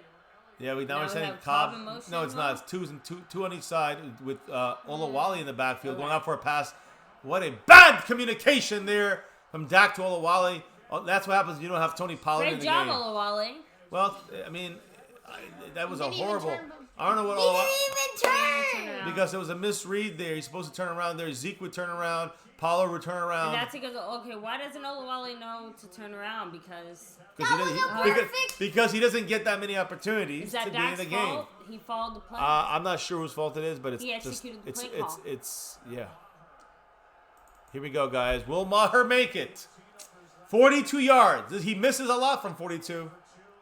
And he has to kick it left. Oh my. Nice, baby. Just telling you the truth. He missed because he sucks. He should get the fuck out of there.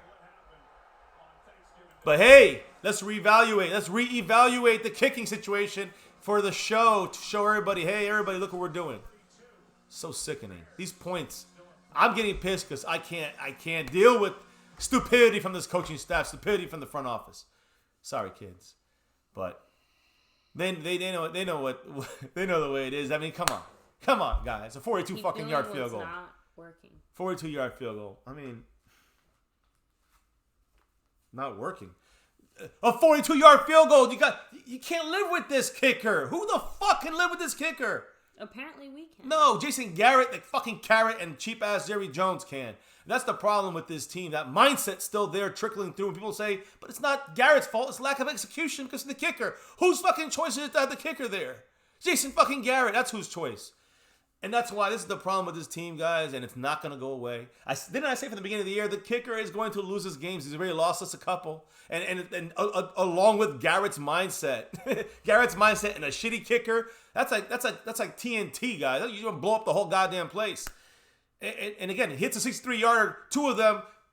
People want to fucking praise his fucking, his fantastic ability. Who gives a rat's ass? 63 yards, my ass. I don't care about that. Make a 42-yarder and prove yourself.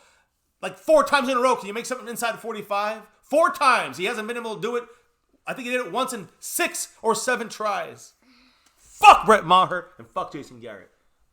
Gotta take a break. Sorry. All right. Sorry. You guys gotta wake up. I'm sorry. Hey, we're all awake. Trust me. Oh. Jerry's an asshole, said B Think Sharp. So, no, the kids are just disappointed by this, guys.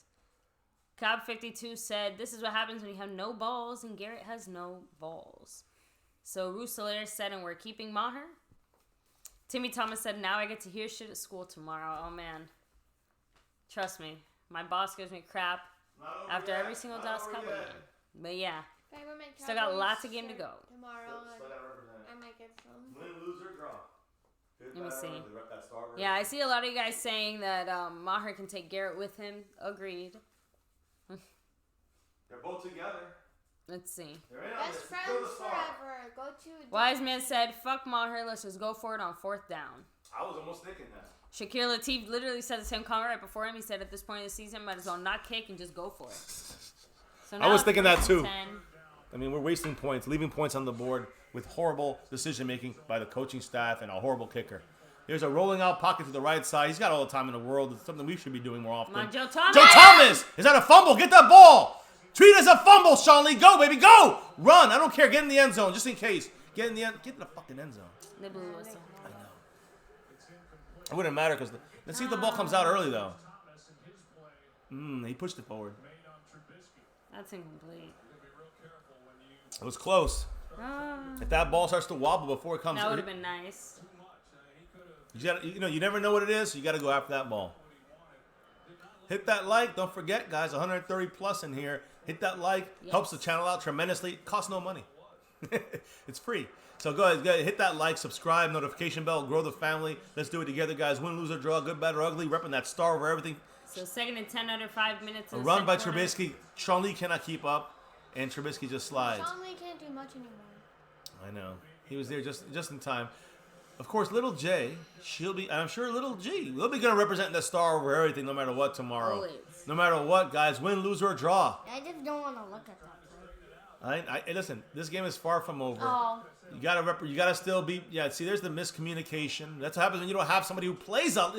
This happened last season. Remember when he dropped the pass all the while in the end zone against the Indianapolis Colts?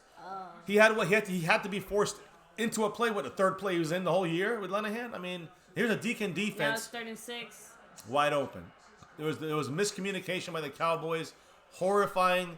Just mindset there by the Cowboys on D. I don't know what they were doing. They're playing Deacon, but they were confused. I saw Jordan Lewis go in, not sure if he should blitz or not. He stopped at the line of scrimmage and he kind of looked around. I don't understand. That was sloppy 3rd down, and I blame coaching. I blame Marinelli mainly, but I also blame Richard. If he's so aggressive and getting in there, getting these guys' faces, let's go. I saw him on the sideline screaming, but it's got to scream more. It's not working on 3rd down. There's a run to Tyreek Cohen, who's got a huge hole there. There's Michael. Is that Tristan Hill? There you go. Tristan Hill made a play. We just told him to do a 2nd and 3, 2nd and 4, maybe? Yeah, we let him get 4 yards. 6 yards. Yeah. Hey. Never works. Yeah, so 3 minutes and 20 seconds and ticking, guys. 2nd and 4. 2nd quarter. Bears are up 10-7 on the Dallas Cowboys. Let's turn this around. Let's get. I mean, I would say let's get 2 stops here. But all right, 2nd and 4. A lot of movement going on. Looks like it's a run to the left, to the middle. Nice. Come on, get the stop. Good job. Great 3rd down and 3 at best. 3rd and 3.5. Let me see. And guys, huge shout out to everyone here. Mackenzie 2 times said stop the edge rushing. 3rd and 2. Yeah. They got an extra. How did they get 2 yards on that? I don't know. I thought they didn't even get 1 yard. Real ambitious. Wow. Like, they somehow got 2. Here we go. This will be a nice stop if we can get it, but the guy moving to the right side, they didn't call a flag there. Fuck! We just gave him a 1st down.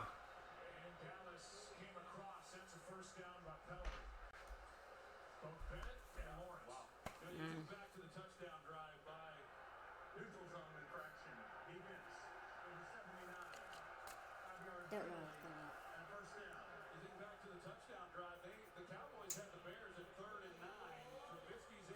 Yeah, I know.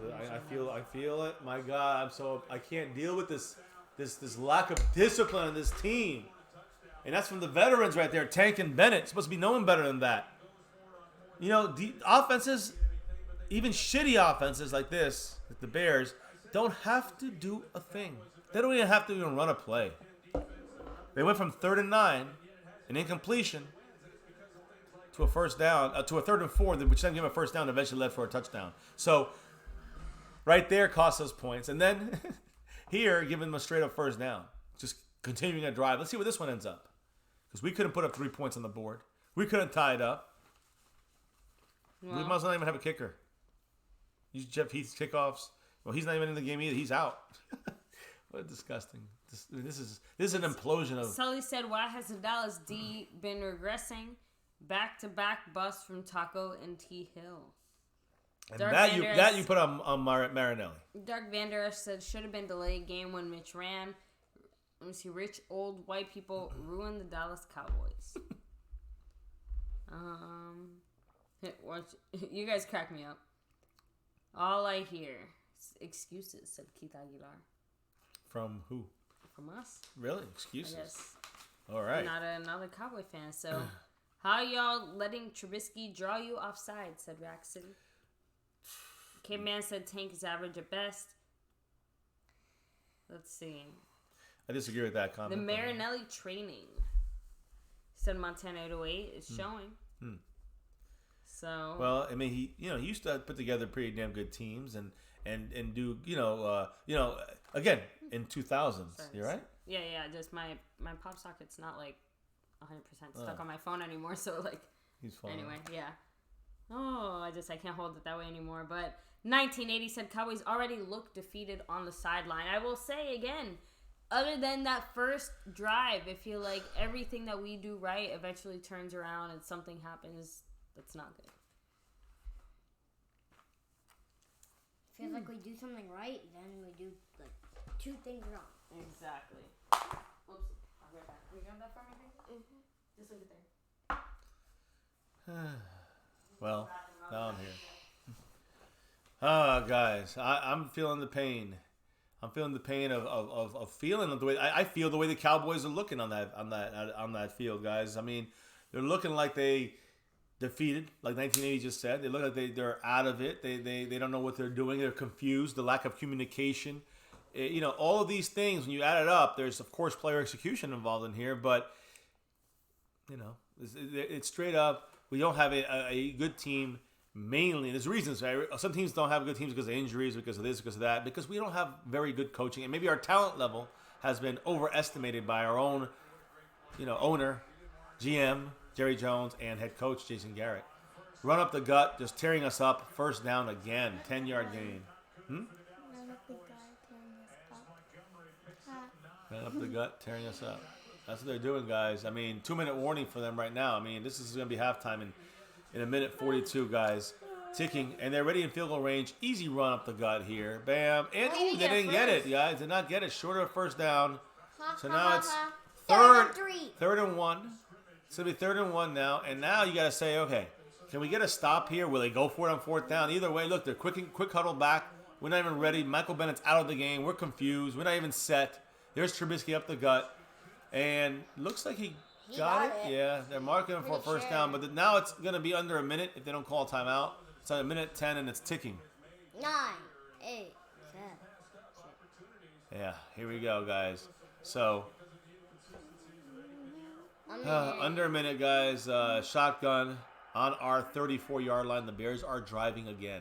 And there's some pressure from behind for Quinn, but he gets out of the pressure because no one's there. Tank is in no effing man's land. Caught in between. Tank is playing not very well this game. He's coming out of the game, I guess. They're switching personnel. Is he tired? I don't know what his problem is, but didn't like what he did there in that play, guys. He was supposed to lock that side up. Quinn had some pressure. Could have been a strip sack. But Tank cannot beat a backup right tackle. And I know he's supposed to watch the kind of cover as well down low, but you got to be able to have your elite defensive end have that speed to cut across and stop that allowance of getting those 5 yards by Trubisky. Here we go. The shotgun. They're throwing the ball in the middle. Nice hit by Jalen Smith, but guess what? They made the catch. Now, here's where a timeout should be called by the Bears, but it is 3rd and 1. 40 seconds. Under 40. Oh, it's a 1st and 10. They just said F it. Just give them the first down. 1st and 10, guys. Under 30 seconds. The Bears have 2 timeouts. And this time, there's a flag. Will it be on them, hopefully? I hope. Well, okay, so here's the if the penalty's on the Bears, if the penalty's on the Bears, the Bears can either take a timeout and not get the penalty.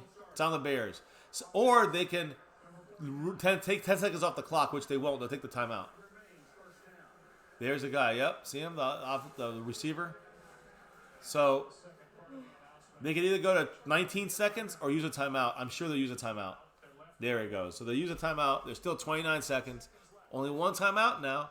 That's for that field goal they're setting up for, but they're close enough. They're close enough for that touchdown. That's the problem. That's no the touchdown. No touchdown. We can't allow it. Listen, right now we should be at the very worst tied with this team. I guess we had that pick, so maybe we should be down 13 to 10, I guess, at the worst. But damn. We didn't score on that. That's what I'm including. I'm including those missed 3 points and Maher left on the field. 1st and 15 for them. They got not 29 seconds. They added a second back. 30 seconds on the clock. All right, so after getting our team and our personnel set, let's see on a 1st and 15 if we got this shit set up right. I would look for a possible little dump out of the backfield. But no, Trubisky goes down the field, splits 2 guys. Anthony Miller gets inside the 9-yard line. The whole Cowboy team on their knees, defeated. 20 seconds. Why are they stopping the clock? Oh, is it the last timeout? I guess it is. So 21 seconds left, and they used their last timeout. They're looking for a touchdown now. I mean, right there, just completely missed. Both of them were missed right there, guys. Look at that. Jalen Smith and Jordan Lewis missed, and then Byron Jones makes a tackle, but by then it's already too late. So now it's a 1st and goal for them. 22 seconds, but they have no timeouts, so they might be forced to kick the field goal if we can hold them here. And if they get, you know what I mean? Worst case, if we can stop them. Worst case, they can spike the ball, so they have the whole field to use here. Well, that's what the I'm thing. trying to say. They basically have maybe 1 or 2 shots, then spike the ball, and then. Yeah, if they throw it once and it's incomplete, if they throw it twice incomplete, 3 times incomplete, they kick the field goal. Or they can throw it once and it gets caught in bounds, they can spike it and then kick the field goal. That's what would happen. Well, so unless they score a touchdown, we should at least have, and we can make a tackle in bounds. That should end the court. That should at least hold them to 3. But let's hope we don't allow them to get a touchdown here. We've got to watch the run by Trubisky. He's going to the end zone. Good defense there by number 54. Jalen Smith. So good job there by our on the 5th string receiver. But anyways, the point here is that good enough coverage there by Jalen Smith. Nice timing there. Again, the way that our defensive players play defense, though, it automatically lets you know that we play to the man. Yeah. And that's what I mean. It's so clear.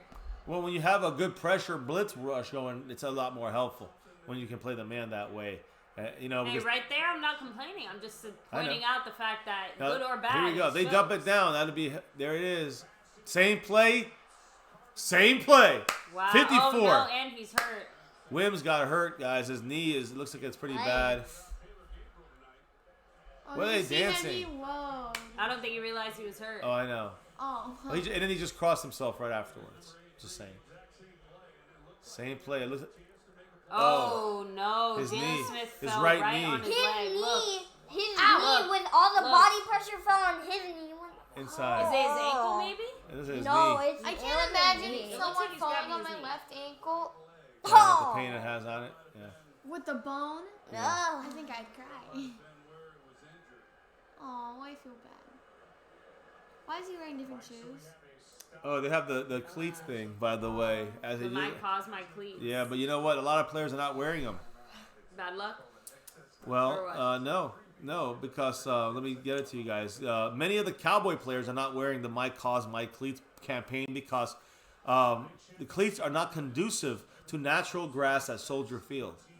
The Cowboy cleats are not. I'm sure the Bears are, because theirs are made for their stadium, their grass field. But ours are not. So the Cowboys are using their own cleats, not those special cleats that they have there. So the Cowboys are going to use it at 18. Those My Cause, My Cleats. They're using them next game, 10 days from now, against the LA Rams. That's good. We'll be wearing them at home at AT&T Stadium. We're going to see those come out that game.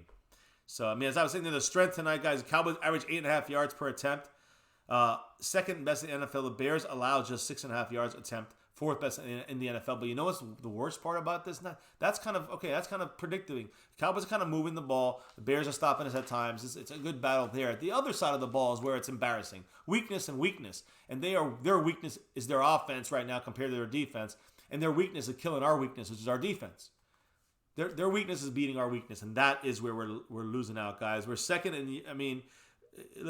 we're second in yards per rush after the first contact by a running back. So on offense, you see Zeke doing it. And the Bears rank second in yards allowed per rush after contact. So you see. Well, he's limping off the field. Yeah, he's getting out there. Dak said, "Talk is cheap. We talked a lot and talked a bunch and got ourselves to right where we are. At a moment like this, I say hell with the talking." Yes, I agree, Dak. It should have been that way for a while. By the way, Byron Jones has given up more than 50 yards just once this year. Not this game. I don't think he's given up 50 yards. But just once this year, guys. It happened 4 times last year. 3 out of the 4 times last year was after that knee, after that hip injury, that hip issue he had. So that's when he kind of went down a little bit. By the way, when it comes to the defense, Jane Slater said that things are, quote, not A-okay. There has been a little friction on the defensive side this year. I think it means with the coaches. 3rd and goal here. Third and goal. Pass for Trubisky. And they finally Interception get it. or touchdown? Touchdown. What? They called it a touchdown. Jalen's saying it's a pick. Hey, look, it's probably a touchdown. Keep running, Jalen. He ripped it out. I saw a touchdown. So if it's caught simultaneously, it's a touchdown. So again, another obscure rule for their favor. I'll put the 7 up on them because fuck it. It's 17-7 basically, guys. Here as we head into halftime, they're picking on Jalen Smith. Man, what a catch that was. It popped out though. Why don't they fucking review that? Because that wasn't caught there, not caught. It comes out. It's still Jalen Smith has it, and then Jalen Smith. Seems like he has more possession. I hate that we. Is there a way to challenge it or no? The automatic booth review. They don't care. They're putting it up. I think it's gonna be too close to call. They don't care. They're not gonna change it for us. We're going in a half, and the Bears get the ball first.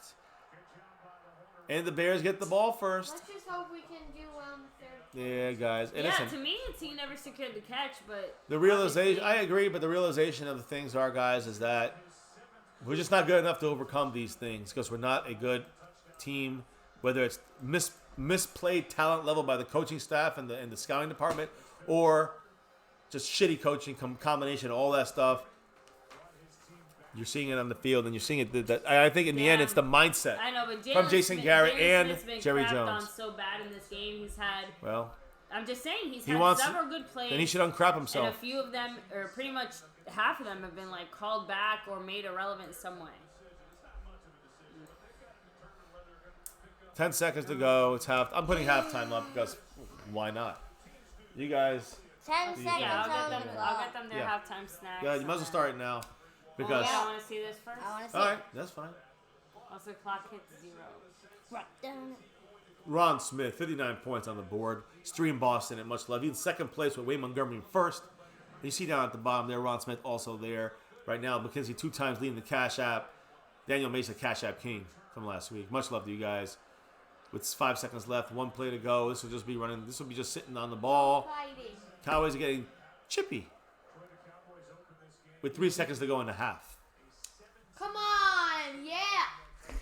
Why does it take us this long to get even a little chippy? Bears get the ball back in the second half, and we haven't been able to stop them. So They do. Cowboys' first drive, we got 7 first downs. Since then, the whole rest of the game, 2 first downs, guys. We were 4 from 4 on third down. That first drive, it's halftime. The rest of the game, we're 0 for whatever the hell we were.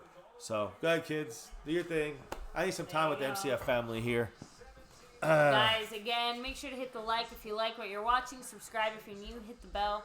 You don't want to miss when we're live, even when our Cowboys are playing like pure shit.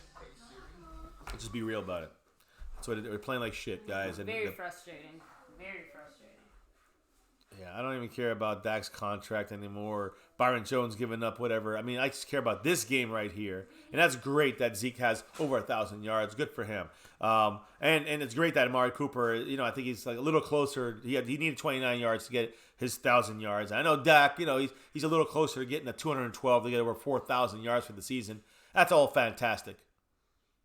I want a fucking victory. Why are we playing like shit? And the reason is because it seems like we are where we're supposed to be. Where we are, guys. And whether it is misjudged talent, maybe it is. I don't think it's that. I think the talent is really good on this team. But it's misjudged talent, maybe so. The lack of execution, maybe so. But it all roots back to 2 main causes. And that is Jerry Jones, the foundational issue here, with his impact on the way he restricts coaches. Let's say he wants puppet coaches in there. And then the other thing is Jason Garrett went on the field with whatever players Jerry Jones signed. Supposedly they're talented. The coaching staff said so. The scouting department said so. The front office said so. Everyone said so. Analysts from all over the world said so. And yet we're an average team. We're not prepared. We have a poor kicker that we stubbornly stay alongside by. All these things tell me this is allowance by the front office, but it's also allowance by the coaching staff. I don't think, maybe once. I think once we did, we got faked out. I think the one time we did blitz, they did the screen and they made a big gain. So yeah, I mean, when you look at all those things, guys, I mean, what are you doing? No, are you leaving this here? Oh, you have a snack? Okay, that's cool. That's fine. Yeah, I need a little time here. Me, myself, and I. Again, yeah, it's just with the way that the Cowboys are showing on the field, it's number one, should not be surprising. Nobody should be surprised about the way we're playing on that field because it has been what we've been showing the whole season. What we've shown for really, let's be real here. Aside from a couple fantastic years where the players seem to outplay everything else, this is what we've seen for 10 years. This is what we've seen since Wade Phillips. But Parcells, we didn't see this. We saw this with Campos. We saw this with Chan Gailey. We saw this with Switzer. We didn't see this with Jimmy Johnson. He was supposed to be a puppet, but he never turned out to be a puppet. This wouldn't have never been allowed. These kind of performances on national television, showcasing the star, showcasing the team. You know, Jimmy Johnson would have done it right. Bill Parcells does. They both do it right. And you see what happens when you have a puppet in place. Everything is more allowed. And it's funny, Antoine Woods is not Jason Garrett's fault or Jerry Jones' fault, but indirectly, there still is that mindset that Charles Haley. You want to talk about a Cowboy, a former Charles Haley, a guy who spoke the truth about what's going on in Dallas a couple years back with the mindset around there. And he mainly was talking about the players, but it also includes the coaching staff. It includes a mindset at the star. And you know, it's a shame that it's gotten to this point. And listen, we're just getting exposed for what the Cowboys are, you know, have been showing. We've been showing all year. Everybody in the house, hit that like, subscribe, notification bell, sub up to the family, My Cowboys Family. We're over, 5,200 already? We're almost at 5,300. Could not do it without you guys. So I appreciate every single one of you guys. We do it's 2.5 years we've been doing this. Blood, sweat, and tears for our Cowboys. We exposed ourselves, guys. I'm looking over here. I see Eastside Harold. Have fun, man. We'll be seeing you on the couch of the, in the playoffs and in round one wild cards probably or something like that. We'll see. Yep, said that after the Vikings game, St. Montana. Texas Boy says not having LV is hurting Dallas. Starboy Dallas saying we are in trouble. B. Allen says your talent, nothing put together, and a reflection of our front office was soft as fuck, says B. Allen. IQ Logic says they get rid of Garrett, we lose tonight. Maybe we find new life tonight if we get rid of Garrett. I don't know. But this is the team that we're putting up there with Garrett. I would take anything. I would take Richard and just let him run out the last 3 games of the season. If you're gonna cut Garrett, which they're not, just don't get our hopes high. Garrett's going nowhere, but you know, especially the fact that even if we lose this game, we're still in first place. Even if the Eagles win, we're still in first place. And this game means nothing. If we beat the Eagles and Redskins, we're in the playoffs.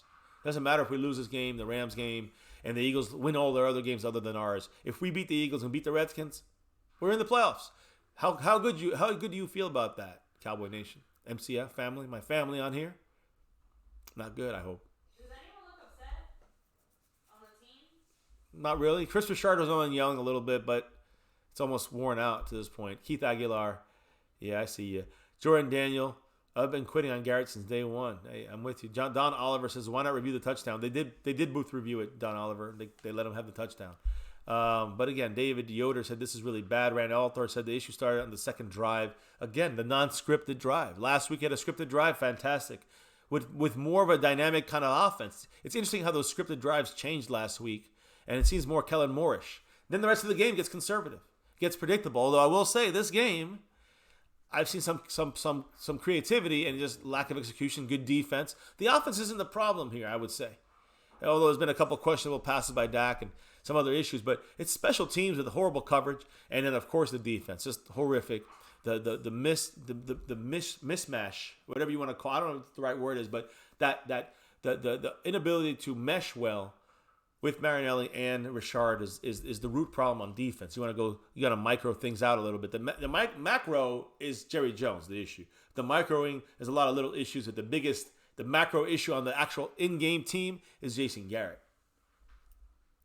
When you look at that kicker, I do not like Maher. It's not his fault. He sucks. I just never wanted him on this team since my point is that the one guy that keeps being in his corner is Garrett and Jerry Jones in front office. But Garrett is with this, and they reevaluated 3 guys to to work us, and then they we're sticking with Maher. We feel good with Maher. How good you fucking feel with Maher now? I mean, no one feels good with Maher. You just can't admit it to yourself in a real way that you don't have a problem with Maher on this team. That we shouldn't have brought other people in. Philly Cowboys 76 in the house. Same movie been playing exactly last 10 years. Philly Cowboy, you know it. G Money Boys, Jerry Jones. What kind of product do you have on the field?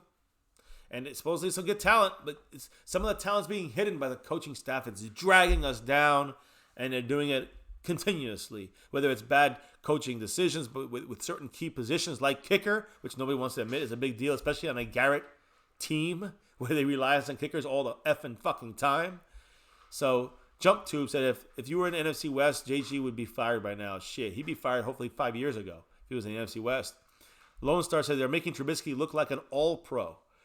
B. Allen says, I'm tired of Carrot. We make everybody look like an all-pro Lone Star Cowboy. Caveman said, maybe our new coach will be Jerry Jones. He basically, he can do it all. GM, head coach, owner. He said he could coach the F out of this team anyway. At this point, Caveman, might as well be Jerry Jones. Eastside Harold's laughing it up. I'm not going to read it. Yeah.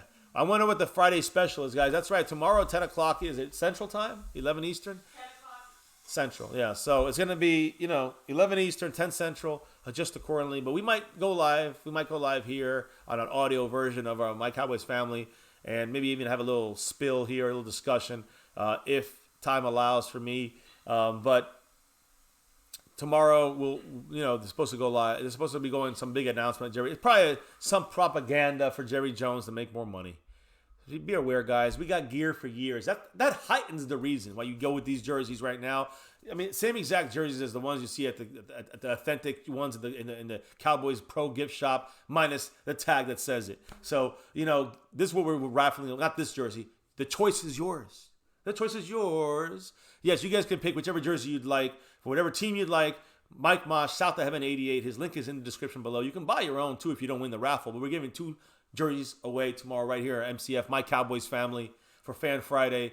And we already got the names in the raffle. If you want in, you drop a donation, whether through Super Chat, which is the worst way of doing it, but we appreciate any kind of support, guys. Super Chat, Streamlabs is very good. And, of course, the best, which is Cash App. All the links are down below in the description. It's very easy to do. And if you need help, fiance or myself will help you guys figure that out if you need to. But either way, we also want to hear your voice heard. So let me drop that as well. We'll definitely be playing your audio about this game and how you feel about this game right there, guys. You can you can call it in, leave a voicemail, 3 minutes long. So make sure you make it good. Make sure you leave your name so we know what we're talking about, what we're talking to. B Think Sharp said it's up to us, the fans, now to boycott. We have gear for years. We have Cowboy stuff. All over the place, guys. All over the place forever. Never stop representing that star for everything, but don't let Jerry Jones keep fucking stealing your money and giving it to Jason fucking Garrett. That's the bigger problem. Green Bicycles, it all starts and ends with Jonesy. He wants to be coach, basically. Starboy Dallas is embarrassing. House Nelson says, all scores are reviewed in the booth. We said that Fortnite said I quit on the Cowboys since the Jets game, so I'm laughing. Bullshit, fuck the playoffs, says B Things Sharp. Randy Leiter says, the team looks like they have some real problems. Heads are going to roll somewhere else. B. Allen says these same coaches are a non-factor putting this talent together. Be a mean machines and just same bums. Dax learning under. B13, getting blown out by the Bears is too much. On national television, remember that too, BB13. He said they don't have to fire anyone, but I would start with interviewing. They've already started interviewing. Trust me on that. Texas Sports Roundup says, I'm done making excuses. No more of this defense of Hot Boys. They are trash right now. And listen, I hate saying trash. I don't want to say the Hot Boys. They don't deserve that label. But I hear you, Texas Sports Roundup. And listen, I hope you get, I know this team has the talent. I just don't see the coaching here, guys. And again, Matt JM said coaching is worse than a middle school. Voodoo Alpha said training on shit that they should have already known how to do. Exactly. Winter Island says no reason they should be playing this bad. Agreed. Keith Aguilar, him and Eastside are having a relationship here. Talk Cowboys. Keep your eyes open. She's always going to be here, guys. We ain't running. We're repping that star. We're going to stick together here, Cowboy Nation. That's the difference between, maybe other YouTubers or fake fans like Skip Bayless. I don't know. I don't care. Here at My Cowboys Family, we stick together. Good, bad, or ugly. Win, lose, or draw, guys. Starve or everything. It will pay off. It will pay off, but you got to stick it out, guys. And you know what pays off? Stop giving money to Jerry Jones. You want to start with the foundational problem? Stop giving money to Jerry Jones. Go to a game, get a good deal on a ticket. Buy merchandise, get it from someone like Mike Moss, South of Heaven 88. Stop with the shit feeding into what he's putting on the field. And I don't blame the players. We got the talent. This is from scouting on up. We've seen them produce. We've seen it all. Why isn't it put together? It's one reason, and it's one word. And you can pick out whoever the fuck you want. Look, it's not Maher. It's coaching. A little bit of it, I think, has to do, yes, with the fact that special teams isn't out here blowing it, but they're not exactly giving the defense even 75 yards of leeway here to stop the Bears. You know what I'm trying to say? Yep. It just almost every time it was like on the 34, or it was almost midfield, and then again at midfield.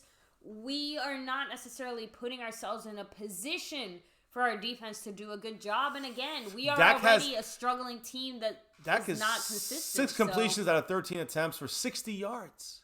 Dak has 60 yards passing. Man, I don't know what to say. And honestly, it just sucks because you saw them pick on Jalen Smith 3 times in a row. You think they're game planning for him? Not necessarily. To attack him. Not around him, but to attack him. Again, at least in that play, obvious. It was designed that way. And that's what in the red zone, attack Jalen Smith. Exactly. Even though it was close, they knew that that's where they wanted to go.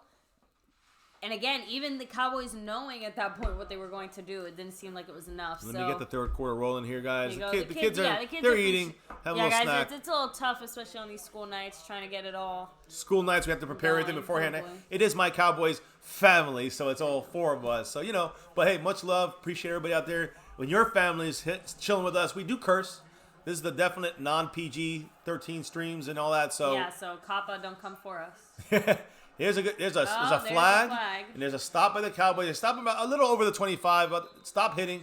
Donovan Wilson, don't hit, get away. So it was about the 26, 27-yard line at the most. Not 2 yards over. But now if it goes back 10 yards, 5 yards, whatever it is, it should be behind maybe the 20, inside the 20. On their own 20. The Cowboys defense has to come up with something here. Not an interception on the 1 goddamn centimeter mark. There you go. On the Bears. Good. Holding, right? Number 88, holding, yeah. He shot.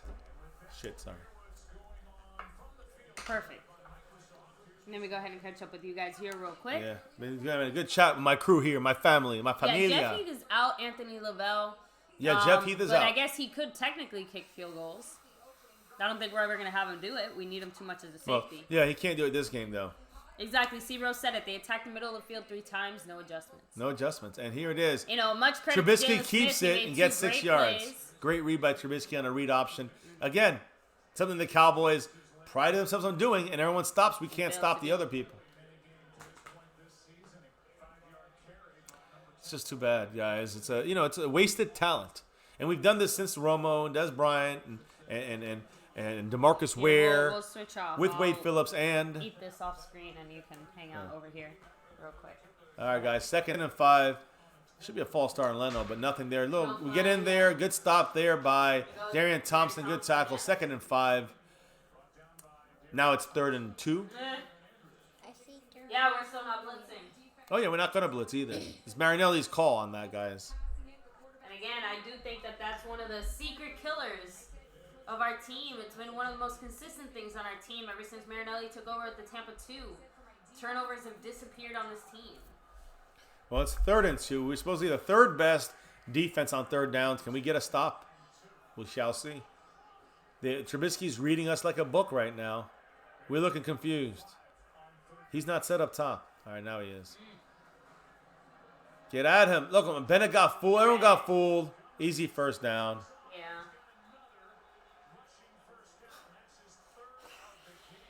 They're just running and I was talking about his running abilities. That scared me a little bit. It reminded me of Josh Allen. And he was going to pull a little Josh Allen stuff on us here. And he's doing it. What a good fake. I mean, Tank. Everybody. Darian Thompson. Everybody went the other way. They didn't see that. I mean, it's just we're getting played out there.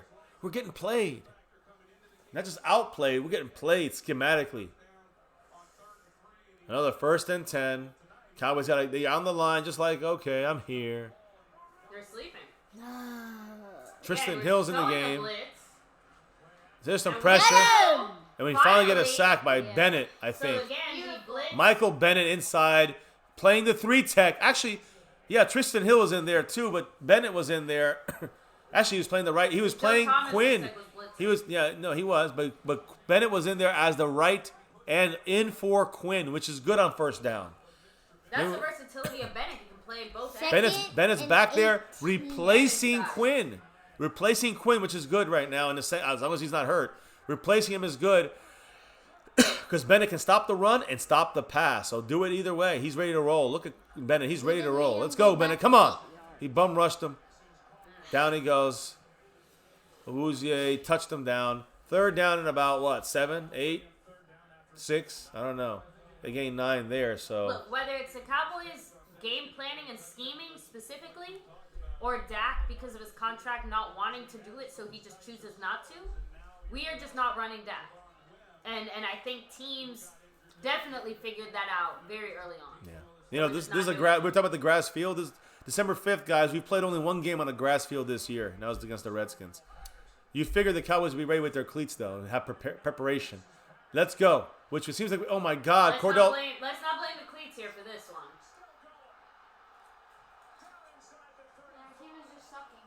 I just can't speak on this anymore. We had that stop in the backfield, guys. Cordell Patterson just broke our team. That's pretty Cordero. That's pretty much that to me feels like the season, doesn't it? I know it's so funny that it's not. They're getting fake. Xavier Woods just fell down. He had no help. People were taking the wrong angles too. What's his name doing there, jumping off the screen? Who was that? 24. No, not just 24. Somebody else jumped right over the screen. I don't know if it was Byron Jones or who the hell it was. My goodness. We're getting played like a fiddle out there, guys. Now they got a field goal attempt. They're on our... this is sickening. This is our 33. This is almost child abuse. Wide open. He's out of his sneakers. He's still... Out of his cleats, he still gains 5 yards. Byron Jones made a solid tackle after the 5-yard catch. And then ran for a touchdown. Yeah, I've seen this happen. Look, there he goes. Ridley. Calvin Ridley from the... No. Oh, okay. Sorry. That's the Falcons. Oh, that's right.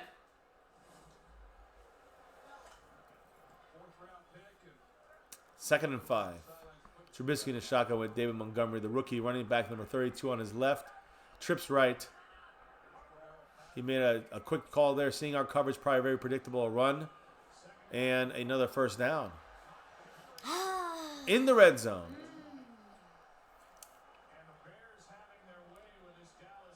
I hope heads roll, guys. I mean, something has to happen, right? No, we're going to continue to allow ourselves to be embarrassed like this. Remember, there's only two teams we need to beat, and that's the Eagles and the Redskins. Yeah, we're going to be those lackadaisical. are the only 2 victories we're going to be seeing this season. The way the Cowboys are playing. Doesn't even matter anymore. We know we know as Cowboy Nation, we're not putting up with this shit no more. Good play there by, is that Quinn? There you go. Good job, Quinn. See, playing a pass rush type of situation, the running back, Cordell Patterson ran right into him. But my point is that he's pissed because he knows they're killing us right now. That's a drive kill. That could be a drive killer, but guys, he's got 2 plays to make 15 yards. It's easy against the Cowboy defense. It's easy. I have this at halftime. They made more than 18 when we got them there. Garbage, said Alejandro. Basura is what I'm saying. I can't even get excited during a Cowboys game, said Stage Bandit. Yeah, they got half their yards back now. It's just a matter of just... IQ Logic said the defense quit on the coaches. I think the defense quit on everybody. Now here's another chance here, right? So another chance here to get a 3rd down stop, giving up the easy 3 points. Will we make this? Like, we're showing this is a Marinelli type blitz because you're trying to show Jordan Lewis blitzing.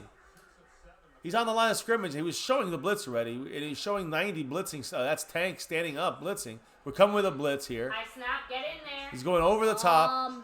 There's no flag there. There was missteps. Yeah. No! It must have happened earlier. That's Xavier Woods. I'm feeling my guy slipping away, Xavier Woods. Not Rhodes. Oh, he grabbed my goodness, Xavier Woods. Oh my God. PI, right? Yeah. No. Yeah. I don't know. What's a PI? Pass interference. Yeah. That's game, guys. I mean, how can we Hold really, it. Cowboy Nation, watch the games. Don't, be careful out going to them, but watch the games. Get your jerseys from Mike Moss, Top to Heaven 88. Get your, keep your gear that you got and roll with it. Rep the star. Stop buying shit from Jerry Jones. We might be shut down tomorrow because Jerry Jones will be like, no way. I don't want this kind of word being spread. Is that the announcement he planned to make? Touchdown. There it is. Touchdown. Anthony Miller, a guy I spoke about as well. And the best part is we chopped off Zeke's legs before we even had the chance to use him. Really. Once again. You got to change the score here in a minute. Steinbeck with the $5 holla. Much love, brother. Why are you playing 10 yards back? Thank you. I have no idea. Defense. Sean, I'm telling you, brother. I'm telling you, I do not know what the hell's going on with this team. I'm going to be real with you about it. I'm going to be real.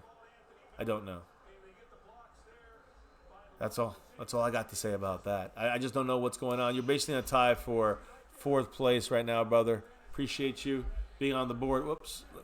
I wish we could have better news of this disastrous game. And as I said, the Cowboys suck. Even if we come back, they suck. We be saying that every week. There you go. They hit it. So it's 24-7, guys. A blowout right now. But again, we're playing. Now, like the 3rd week in a row we've gotten our asses handed to us. It's not a surprise.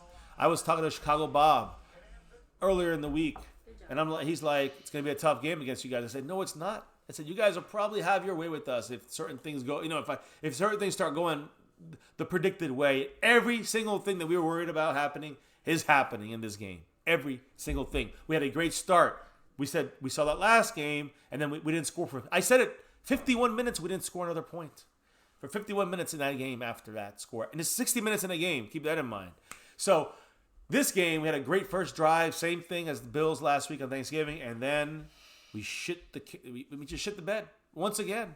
And he goes on one said it. You guys will still probably win the division, unfortunately. And that's the thing. That's going to be what Stephen Jones and Jerry Jones are going to hang their hat on when it comes to Garrett. Hey, look, it's not Garrett. He got this team in the playoffs. Plumage said it feels like he's watching a replay of the Thanksgiving game. It feels like part 2, right? It's like we got Kill Bill 1, Kill Bill 2. That's it. This is volume 2 right here. Kill Bill. We might have volume 3 here. Tarantino hasn't made that yet, but you might be seeing it at the Rams in 10 days in Dallas. Because these games don't matter to Jason Garrett, to this team. All you got to do is just win. Hey, if you beat the Eagles can win tomorrow. On Sunday. And beat the Giants. They could beat the Redskins. As long as we beat them, and we beat the Redskins at home the last game, the Eagles can beat the Giants the last week of the season as well. And they could end the season 3 out of 4 wins. If we end up 2-2 and we beat the 2 wins of the Eagles and the Redskins, we are in the playoffs as NFC East champions, hosting a game probably at 7-9, a 7-9 record or an 8-8 record, hosting the 49ers will probably be 12 or 13 wins coming to Dallas. And that's if we back into the playoffs like a bunch of, cover your ears for a second, bunch of bitches. So anyways, okay, good. We're good. Anyway, so again, that's kind of the table that's being set right now for our Cowboys, and it's not a nice one. Right now, it's like rotted turkey. Question, real quick: Can we go into the postseason at 7-9? Yeah, sure. Like, If the Eagles lose a couple games, it doesn't matter. Listen, the only games that matter if we beat the Eagles. If the Eagles lose like 2 games and we beat them, I mean, we pretty much clinch. We don't have to even beat the Redskins. Okay, but I mean, I'm not even thinking about that. I mean, that's like a 7-9 record right there. We win 1 game, the Eagles win no games, and and you can get in. That's what I want to highlight because someone was saying here, 8-8 into the playoffs. Congrats, Exactly, it's trash. At this point, I say 7-9 the way we're playing. If we go 7-9, the Eagles will find enough to get in the playoffs at 8-8, and they would have to probably beat us in tiebreaker. They have to beat us. If we go 7-9, that means that we won 1 game. If we lose to them, I mean, everything has to kind of work out for us. Listen, yes, I don't. LT, the raffle I'm actually thinking about this. Tomorrow during our Fan Friday live. Yes, LT, everybody out there was involved. These jerseys right here, Fiance is wearing an example as well. These are our jerseys, but you get to pick which jersey you want. LT wins Eagle fan. Love LT, but hate his damn team. Guys, you get whatever jersey you want at the winner. Again, 3 wins on the raffle. We're going to do it until you hit 3 times. And the person that first hits 3 automatically wins the first jersey. You got your email from you guys. We have you contact South of Heaven 88 directly. And then you guys get the order from him directly, and you guys get it sent to you. And that's the first giveaway. Second giveaway is later on in the stream tomorrow night, so stick with it the whole show, guys. Win, lose, or draw, we're representing that star. Low pass by Dak, incomplete by Cooper. Just a bad pass by Dak. Wide open, Dak missed him. 8 minutes and 9 seconds, and we're in that mode already where I feel that if we go if it's 4th and 6 or 4th and 3, we're going for the goddamn first down. Low pass. Amari could have caught it, but nonetheless, it was a horrible pass. It just sucks. It just sucks, guys, and I apologize. $10 holla. Much love, brother. Wake up, Dallas. Again, another incompletion, No Dak. one can do their freaking jobs right now. Thank you for donating. Thank you, brother. Wayne Montgomery rolling up on that jersey board as well. That's a kind of drop with the other 5.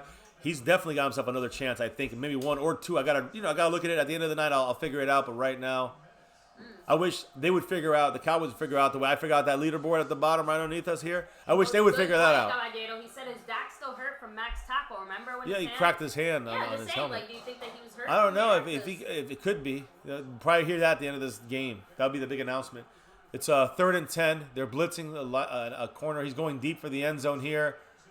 Overthrows Blake Jarwin. I mean, when you have Blake Jarwin as your wide receiver in double coverage, probably not the best deal. 4th and 10, we're punting the ball, guys. If you guys want to do your thing, go ahead.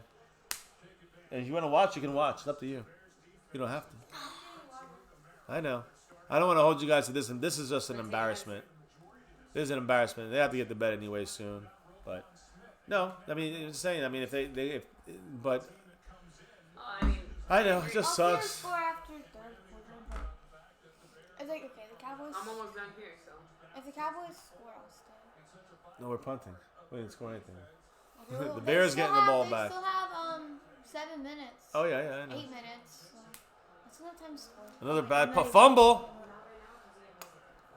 I wasn't in the camera, but yeah, if they score in the quarter, I'll stay. But if not, I'll probably study or go to bed.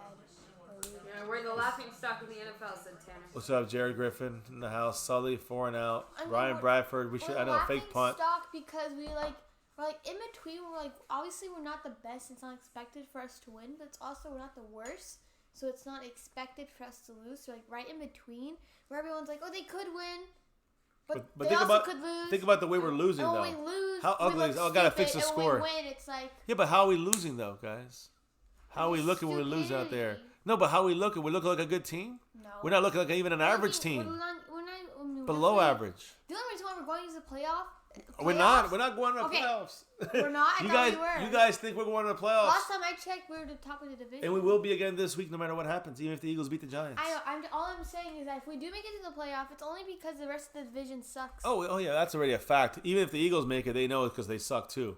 But I'm just saying, we all suck. We all have to agree that the NFC East is not the NFC East, we're the NFC least. Yeah, and Caballero makes a good point too. What's the excuse for the offense? The offense has been playing pretty inconsistently other than that first drive too. We flipped it. We had slow starts and then we got going. Now all we get is one good drive and then we fall apart.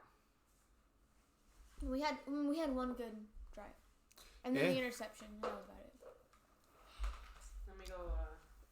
I'm just not sure what to think because there's something else to say other than Danny DeVito. I believe this team has not Danny DeVito, not the thing I was going to say, but this team has lost it. They've lost what are they showing out there? To me, this is a dead team. They have no heart already. It's dead. And no offense to Dak and Zeke and Cooper and the offensive line and defense and all that, they play like shit. But the bigger deal is that they've lost it. Backing Garrett, I think they've lost and they're gonna tell you differently, guys. The whole team is gonna say we have to do better. It's on us. We gotta execute. It's not on the coaches. We have to perform. You're gonna hear it's a process from the coaches. It's a process. Next man up. How we doing, guys? Day by day, week by week, game by game, moment by moment, player by player. You're going to hear all these comments. We're back in Maher. We gave the other guys a chance. We're going with this guy. We're going with that guy. It doesn't matter. This is the same bullshit you've been here for 10 years. 10 years with Garrett as the coach. And then also, these are the same quotes you can also put to the puppet masters, Jerry Jones. And again, add in there Stephen Jones as well. But the puppeteers, the Joneses, puppet masters. And then, of course, Jason Garrett saying, all the right things for them. And there's Trubisky running the ball, taking a 1-yard loss. Again, I always think there's a chance. Like, I never give up hope. It's just so. You're the one who usually does. What do you mean? Well, no, I mean, listen. In my mind, I'm still playing the game in my mind, right? Like, no. I know. In reality, is we suck. But the thing is this, is that, and it's not necessarily the talent level. It's a combination of that, and I think a big part of it is the coaching. The team. Look at Amari Cooper. They just look dead on the sideline. The Cowboys they don't give a fuck. Right? Looks like they have no desire. 73 yards for the Cowboys, 105 for the Bears. As expected, our rush defense is horrific. Some little pressure there. Tyreek Cohen gets a 2-yard gain. What do you know? We tackled him. We tackled him with one person. I know. That's a first, and he's a tough guy to tackle. Here's the thing, though, guys. Another third down.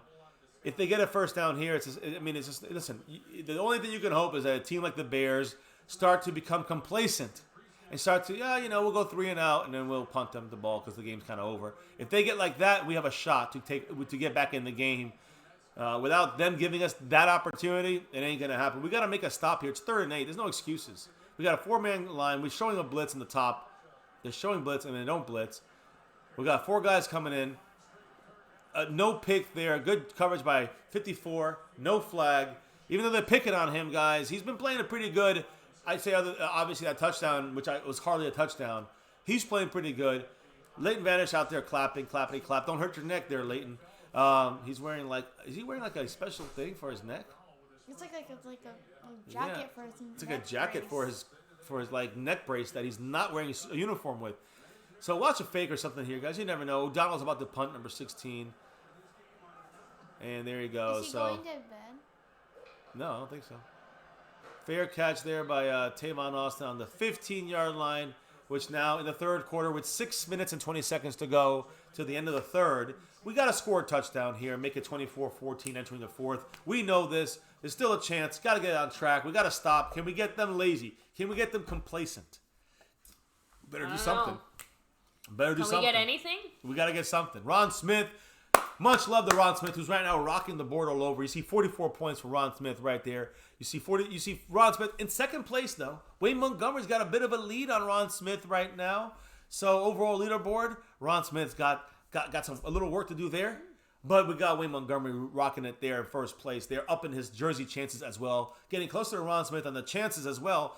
As you can see right here, tomorrow is our raffle, our draft for who gets the 2 jerseys, guys. 2 different MCF members will be raffled up. There's about 40-plus people on that. So, again, Ron Smith, much love. As you can see, Wayne Montgomery up there. And, of course, and let me just show the pictures. We got a little break. You guys can take the... I want to make sure we rep Daniel Mesa, his family. Much love. Yes, much love to you guys. He's the Cash App king. And, of course, got to get our some cash... kind of points on the board. Got to get points. Got to get a touchdown, honestly.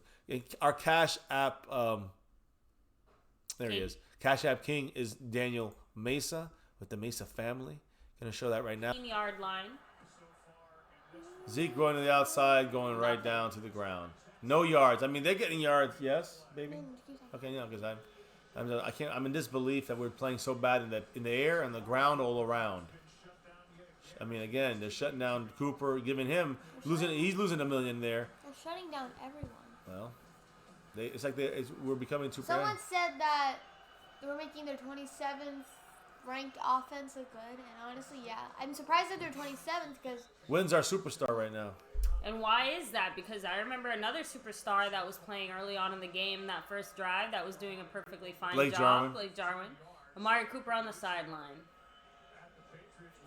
Jason Garrett is coaching his 38th game, with the Cowboys having exactly as many wins as losses. That ties the Titans for the most such games since Garrett was promoted in 2010 as head coach. The Titans have done that with 5 different head coaches. The Cowboys have done that with 1. Jason Garrett. You still like him? You still think he should stay? Amari Cooper was in pain there. Amari Cooper is off the field in pain. Again, he still has his helmet. He still is fine, but he's in pain. But he's in Third pain. and 3. Get away, Dak. Dak has to get away. Dak, run, Dak. No. Sack. Oh my God. Okay.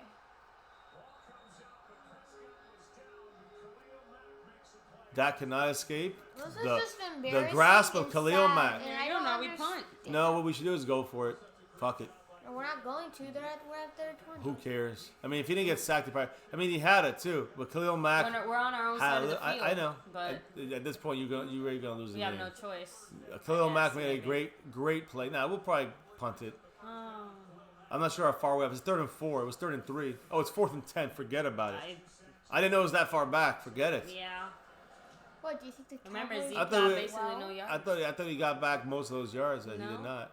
My God, a miss there. Blocking the back. They didn't call it. Oh my God. Oh, did they punch him? Hey. Ventel Bryant looks like he punched him, right? Yeah. No. Hey, it looked like he threw a punch. I thought he was trying to strip. I thought the Cowboys punched. No, he was trying to strip the ball. Okay. Maybe, but look, they're gonna. No, watch him strip the ball. They're gonna show it. Yeah. Oh. I know it looks like he's trying to strip the ball, but look, Jason Witten's yelling on the sideline. He's like, I'll retire for this bullshit. Who was that he was yelling at? Was that Kellen Moore? You can't go back. That was Kellen Moore. I'm pretty sure it was a Nussmeier. Well, he had his head down like this with a clipboard, and he had his whole headset on, and he was like this. Someone with the DVR, let us know who was. Was that Kellen Moore? Because the guy didn't raise his face. All right, you can take a little break, Chunk. Again, it looked like a player, but I could be wrong. Yeah. Like, I don't want to spend time in my room. Go ahead. But I also want to stay. You come back in and out and check. I don't know what to do. Go. We'll take a break now since it's a commercial and it's Don't looking worry. real ugly. I just slipped because of my song. Cowboys aren't going anywhere, unfortunately. Grab this too. Yeah, I'm literally going nowhere. Robert Newhouse in the house. From the mouths of babes. Ron Smith. Hey guys, listen. Peace out. They'll be back. They'll be saying they're good. They'll go Cowboys as they always. Yeah, I'll have to. Yeah, 1980 said Dak is way too slow. The whole team is slow. The whole team got left in Frisco. I am very, very disappointed by this team and their current performance. What they're doing, the way they're playing. I mean, it just there's no energy, there's no passion, there's no love. It's just all a struggle. And again, the few little things that we do right, the few little things that we have been able to succeed on, there's been no consistency on this team. There's no flow from the offense to the defense, special teams, and back again. You know what I mean?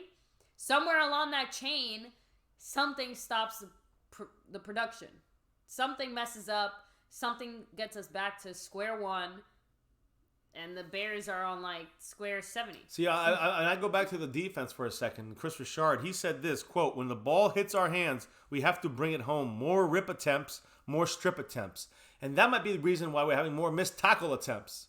Because they're trying to strip the ball. Trying to be a little too aggressive to go after the ball. You're not going after. You're not getting the guy down. You kind of go. That's always been the thing. You strip the ball when you have 2 other guys holding him and tackling him. Then the other guy strips. Ventel Bryant is stripping the ball when the guy's already on the ground, or was, I guess, falling to the ground. I mean, yeah, you strip, but he was like doing the strip move when the guy was already obviously on the ground. Who gives a shit? I mean, great job by following it up, but who cares when it's irrelevant?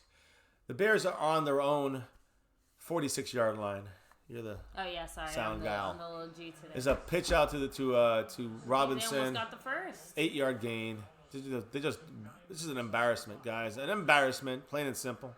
Yeah, Chris Richard has to go too, said 1980. Honestly, at this point, no one is safe. Yeah, I agree. I think the only one who might be able to make a case for himself is Kellen Moore, and that's only because it's the first year he's done it. Yeah. And even then, maybe depending on who you overhaul the what whole they do, coaching. That's what I'm trying to say. Depending on what they want to do as far as head coach, the head coach could decide to keep him or could decide to move on. And obviously, the Dallas Cowboys could just decide to move on as well, head coach or not. There they go. Bears trying to do little trickery. They get a first. They get a first. They got 8. We got our 8 guys, our hot boys. It looks like we helped Jalen Smith first. jumping on top of the pile with some of the Purge squad. Boy, that embarrassing. Is that embarrassing or what? Chris Collinsworth said this on Wednesday on Total Access. Quote, this is about the Cowboys he was referring to, about our offense. Quote, "Play action is effective regardless of how you're running the football. It took me a lifetime to get to where that became a fact in my brain. But I've been saying that for a long time. Zeke in the backfield just makes it that much more effective. The play action, that freeze for a second, we don't use it enough. And that's to Kellen Moore, and that's to Jason Garrett. Again, they're getting 4 or 5. Look, there's the fumble. There you go, Jalen Smith. There's the strip. But how many guys? But here's the thing: how many guys? That's 2 turnovers. Finally, one that can turn the game. Maybe we'll see. But how many guys? Will they give it to us? I hope they didn't blow the goddamn whistle. How many guys were holding him? There's like 4 guys, right? Holding him up. His knee's not down. No. His knee's not down. His knee's not down. His shin's not down. It's been way out. No, that's Joe Thomas was in there, wasn't he? Didn't Joe Thomas rip it? Joe Thomas ripped it out. Pretty sure it was Bennett who officially ripped it out. No, Joe Thomas ripped it out. Looked like. Who's the arm from behind though? Was it him from behind? I thought I saw him rip it from the front. I think it was Joe Thomas that ripped it out. It looked like Michael Bennett to me. I guess I could be wrong. Who do you guys think Bennett was coming from the other out? side. I think, unless he knocked it out. It looked like the ball came out from behind, like Bennett was like coming around like this way. But no, he was ripping it out. Was, like, pretty sure.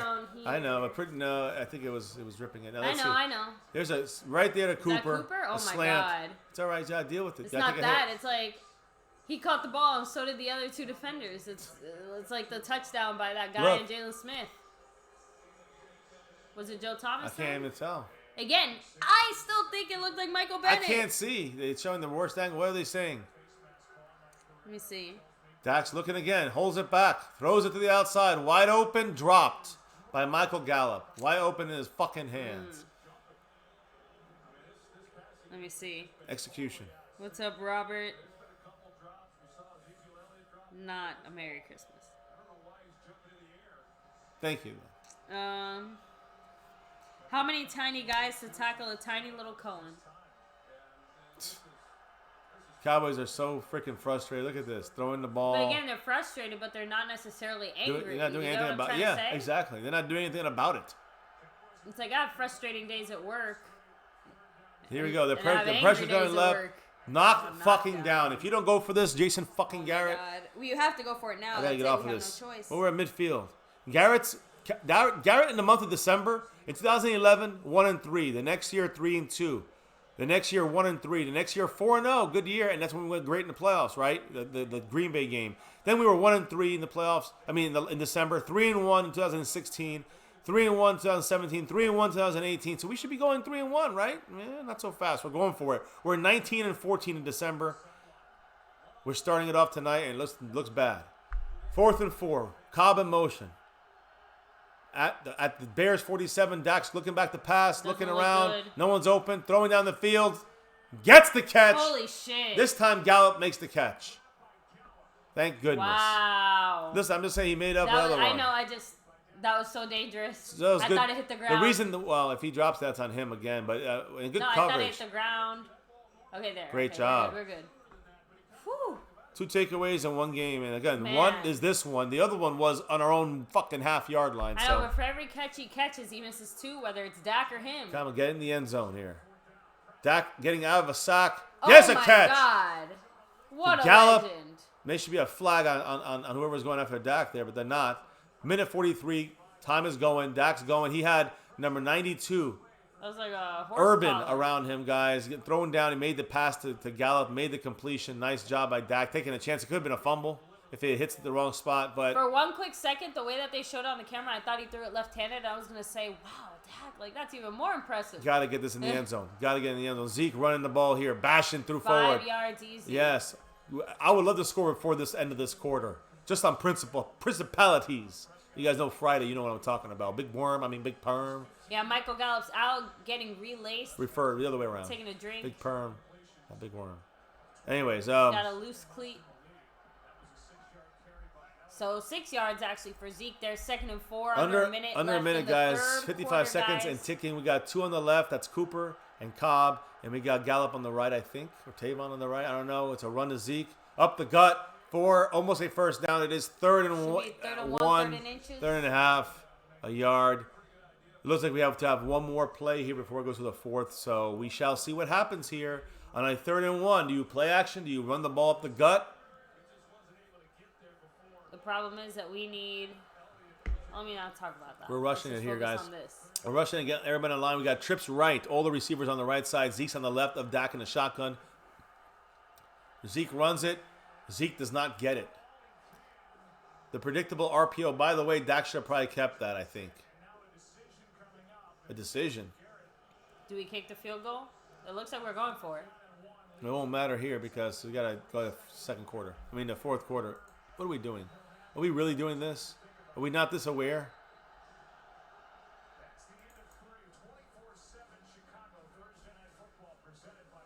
I think we are aware. Again, we're just trying to kind of, I don't know. We remember last week we went for it on fourth down. I mean, you know, we went for it on fourth down, and Dak missed the pass to Zeke. We can't get a goddamn yard on 2nd and 1, 3rd and 1, 4th and 1. What the fuck is going on with this? This is incredible. Incredible. No, Dak just said we look like the Little League. We do. We do. We look horrible. Horrible out there, guys. It's embarrassing. Embarrassment. 3 quarters of it. I mean, I'd say the first drive, and then after that, like I said, 51 minutes last game, we didn't score again. I'm telling you guys. This is like you guys said it, the Bills game, the repeat. It's part 2. It's Kill Bill. It's Kill Cowboys part 2. Go ahead, the chat. I'm sorry. No, it's all right. Much love to you guys. I feel like Howard 76 said we just wasted time. Same game management. So, Caveman said shotgun run inside the 5. Will you ever learn? Chris Plumage said I thought the screen froze. The look on you guys' face summed up Cowboy Nation's feelings. Thank you for that. I don't even know what my face looked like, but I'm sure I'll be checking it out later. Whatever it was stuck that way for a little while. In disbelief and disgust. I'm still in disbelief. And another that Randolph said this is the worst football I've ever seen. We need to hurry and score in the 3rd quarter. Well, it's not the 3rd anymore. It's now too a 4th. late for that, technically. Again, either way, though, one play in the 4th, it's like scoring in the 3rd. This is no different. Now, if we go for the field goal here, it makes it a 14-point game, 2 touchdowns. But you know those touchdowns at the tip of our lips right now. We could be down 10. Again, Maher's missed field goal, and I'm not going to get into this. You guys know how I feel about this shit. Either way, a 1 yard away for a first down, 2 yards away for a touchdown. If you don't get a first down or a touchdown here, do we deserve to win this game? Come on. They have to go 99 yards if we don't get it, 98 yards if we don't get it. I mean, the defense hasn't been able to stop shit. Let's be real about this. You don't have faith in the defense. You don't have confidence in the defense. We don't. The fans don't. The coaches don't seem to. The players don't seem to have confidence in themselves on defense. So, yeah. You know, it's just the overall. Rue said, please listen to 1980. Again, guys, you will be listening to 1980. Post-game roundtable will be right here. Not just 1980, but the whole roundtable crew. Cowboys are getting cute, guys. Definitely are going for it. I'm glad that at least we seem to be... Cowboys seem to be getting cute because we're bringing in Cam Fleming, a 6th offensive lineman, Blake Jarwin, Witten, and Olawale. So no receivers. Basically a 23-person set here. Run up the gut to Zeke. Get the touchdown. Bam! Finally. Thank you. Are they saying it's a fumble? Okay, they better not. That's a touchdown. I don't know what it is anymore. It's hard to tell. It was a first down no matter what. It's a touchdown no matter what because he crossed the line with it. They're saying they want it to be a fumble recovery. They're going to review it. Don't worry. Man. Well, let's make sure he gets in. Is he in? Playoff teams. He's in. The ball's in. Touchdown. So I'm going to put 14 on that. And that is a touchdown for the Cowboys. Dive in for that touchdown for Zeke. Well, let's see. Doesn't matter, said Montana. Yeah, because there's still a whole quarter left to play. I know you're talking about Montana. Doesn't matter for the season. We want to win no matter what. Remember that. That's the way it is. But again, like we've said, and you guys have said as well, even if we win, do you have confidence in this team? Do you believe this team is ready for the playoffs? Playoffs? I put it up there because Maher, he always seems to make it when I already put it up there. I probably just jinxed it, though. It's okay. 24-13 as the extra point is about to be snapped. It is snapped. If the hold is good. Kick is up. Maher barely makes it. 24-14, down 10 in the 4th quarter, just starting. Let's be real about it. So down 10, 4th quarter. Don't worry, guys. I think the kids will be back for the end of this game, especially if we get a stop or two here and get some points on the board. I think that this could be one of those games. But again, and I'm gonna say again, don't expect too much change. Don't expect that much big changes here because this team is showing far away that they are not ready to play. They're not ready for the playoffs. Even if we win this game, even if we come back and then everyone's gonna be like, Jerry and Steven gonna be like, look how great we're doing. Don't fall for it, guys. Do not fall for it. Anyways, here we go. We're back. And now there's special teams who could kill us here and break it open. They will kill us. Gotta stop them here on the kickoff. Actually, I'm surprised we made it this far. And again, there's been a couple close ones, too. There's been a couple close ones. So 3 minutes and 3 seconds on that drive, by the way. I will say one thing. I'm glad that the Cowboys did not forget on which side their bread is buttered and at least brought Zeke back there because you guys all said the way that our points work out, we can't really... Don't tell me it's out of bounds. Fuck! 35-yard line. There you go. Don't even have to return it. Maher kicks it out of bounds. When are we going to cut this motherfucker? What is that penalty? You illegally kicking the ball out of bounds, like an onside kick, let's say. Except you kick it all the way. You cannot go out. It's a live ball, but you cannot kick it. Look at Jason Garrett thinking about his fucking lies that he's put through to all Cowboy Nation and in front of that motherfucking stand, that podium. He's fucking talking about evaluating kickers and talking about new kickers and bullshit, blowing smoke up my fucking ass. Maher fucking sucks, asshole. I can't believe Maher still has a job. If I was this bad at my job, I wouldn't have a job. Oh my God, it's because of the stubbornness of these cock-sucking coaches. It's part of my French. They're on the 40-yard line, not the 35. I forgot to change the rule. Straight run right there. Tank misses a tackle. Another missed tackle by Tristan Hill. Finally, Malik Collins and Jordan Lewis make the tackle 5 yards down the field. 2nd and 5 for the Bears.